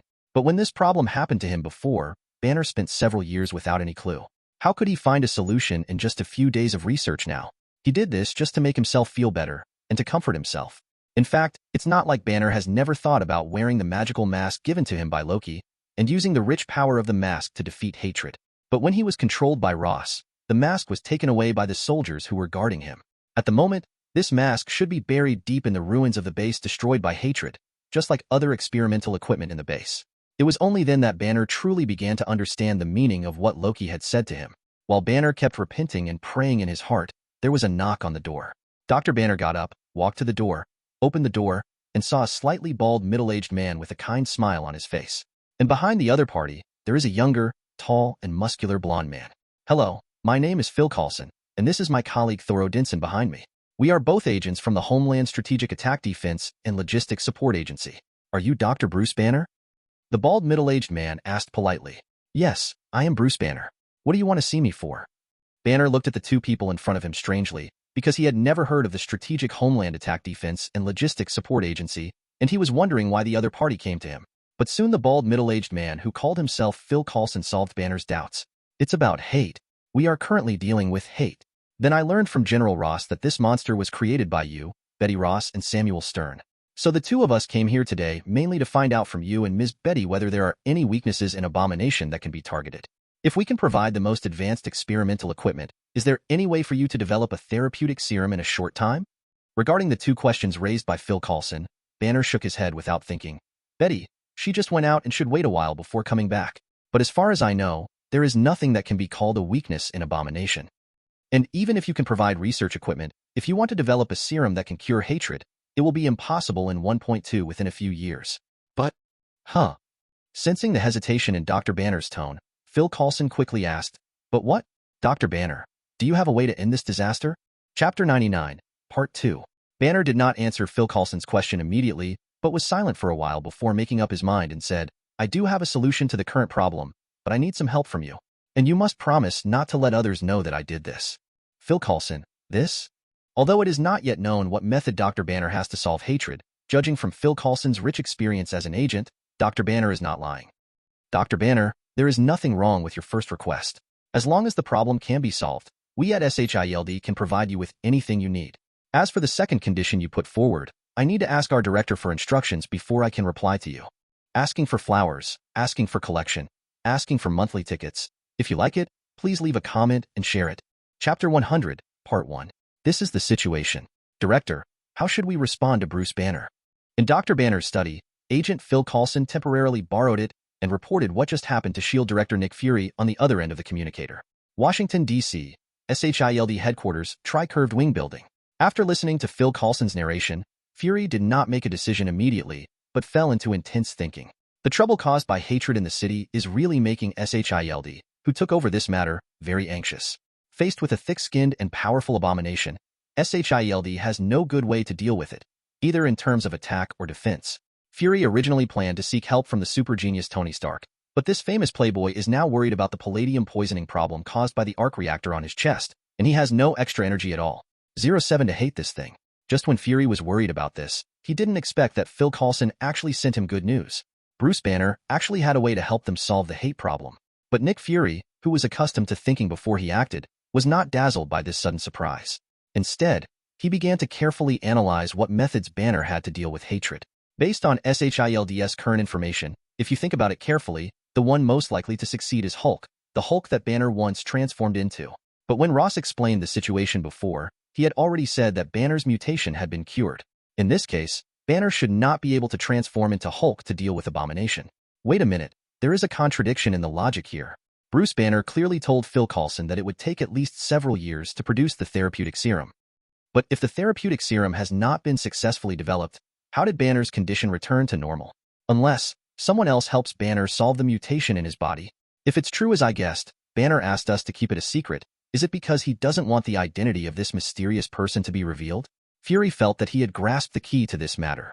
After careful analysis and thinking, Fury once again connected to the communication with Phil Coulson and instructed him. You can agree to any conditions proposed by Bruce Banner. After this mission is completed, you can settle the matter. Please report it to me carefully. After ending the communication, Fury rubbed his temples with a tired look on his face. SHIELD has been dealing with too many troubles recently, not to mention the mysterious organization hidden in S.H.I.E.L.D. The two founders, Peggy Carter and Howard, have worked hard for more than 10 years but failed to dig out this organization. Then he recently met Tony Stark again. The Iron Man, who was included in his candidate list for the Avengers project, has a physical problem. And it was caused by this guy Ross, who hated this big trouble that made the entire SHIELD helpless. Finally, Anna and Carol recently returned to Earth to remove the Tesseract that had been in the stomach of the element-eating beast for more than 20 years. Thinking of this, I admire Peggy Carter, the old leader, even more. I really don't know how the other party managed to support an organization as big as SHIELD by himself in an era when information technology was not so developed. But this time the Abomination thing was a wake-up call for me. It seems that I need to discuss it with Howard as soon as possible. Now that the Tesseract has returned to our hands, it is time to restart the Pegasus project. On the other side, in the living room of Dr. Banner's house, Phil Coulson walked out of the study and nodded towards Banner and said, Dr. Banner, our director agreed to the two conditions you proposed. Regarding everything you did in this incident, besides me, Thor, and apart from our director, no one else will know about this. Okay. Although the confidentiality promised by SHIELD was still somewhat different from what Banner imagined, he still reluctantly accepted the result. Wait until Betty comes back. After I explain the matter to her, I will leave with you. But before that, there is something that I need to ask your people to find for me in the ruins of the experimental base in the Sierra Nevada mountains. What? Phil Coulson asked. Since Banner mentioned this item at this time, it proves that it is definitely the key to Dr. Banner's solution to hatred. Banner thought about how to answer Phil Coulson's question. In the end, he did not speak. Instead, he turned around and picked up a pen and a pad on the table nearby. Banner quickly sketched a few strokes in the notebook, then tore off the note and handed it to Phil Coulson. It was a wooden mask that looked like this. When I was first brought to the base, the soldiers who escorted me to 713 took it away, so I don't know where they put the mask. But if you want to solve the trouble caused by hatred, then please find this wooden mask as soon as possible and send it to me. As long as we have it, all problems will be solved. After listening to Dr. Banner's description, Phil Coulson was a little dubious. S.H.I.E.L.D. had so many powerful agents and weapons that they couldn't do anything with Abomination. Just relying on such a simple-looking wooden mask could really solve their current predicament. Although I don't know what kind of medicine Dr. Banner is selling in his gourd, since he has promised to fulfill his request, Phil Coulson will try his best to fulfill it no matter how strange the request sounds. Just when Dr. Banner and S.H.I.E.L.D. reached a cooperation due to the issue of aversion, Loki, who had returned to Earth, did not focus on Banner at the moment. Because when he reunited with his old friend Howard after a long separation, he accepted a request from Howard, asking for flowers, asking for collection, asking for monthly tickets. If you like it, please leave a comment and share it.